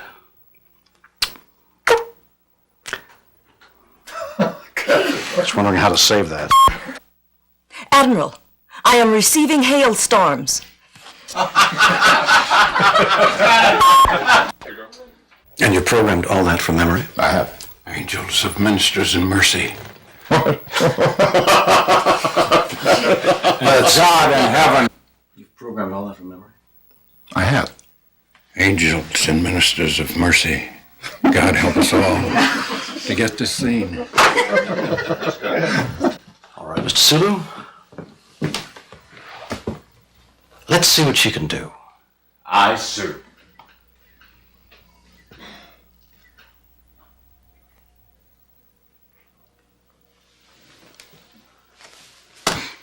Get your hand off my leg. Say something profound. On behalf of all of us, Mr. President, I've been authorized to plead not guilty. On the other hand, they have also authorized me to plead guilty. Now, I am confused. That's good. Keep rolling. Keep rolling. Ask him the question again. I like that. That was a good answer, Bill. Ask him the question again. That's good stuff. Is this a goodie reel or we cut it? Go. Hang on a second. Let me recapture my mood, will you? No. No. That was great. Do it again. A second. All right, grim it up. Grim it up. I'm trying. To hunt a species to extinction is not logical. Whoever said the human race was logical? Excuse me, now, I will now... Where will we go now? What shall we do? I'd like to get in... Back up.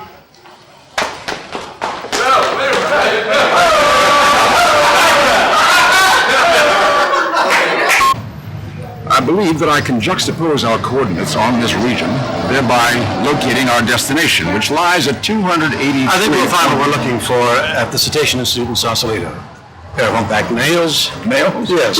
Well, just there's a thing around here. Cash out George and Gracie.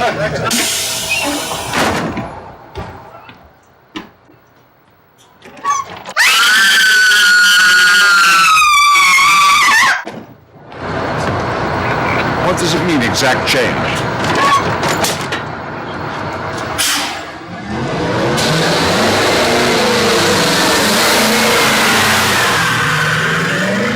You don't know what the answer to how to fix these things and make these things work correctly? In this your native land? You're not from here? I'm from here, but I don't go here. You don't come here often? I like this place, but I don't come here. I can tell, because you don't know how to use the buses either. What does it mean, exact change? I'm trying to think of a good answer, but the film is going to the camera and it's giving me this sense of anxiety. Doesn't know what it means, exact change. I'd like to tell you. Exact change means a coin in the hand. It's worth 2 in the box. Taxi! Best shot. Guess, Spock. Your best guess. Guessing is not in my nature, Doctor. Well, nobody's perfect.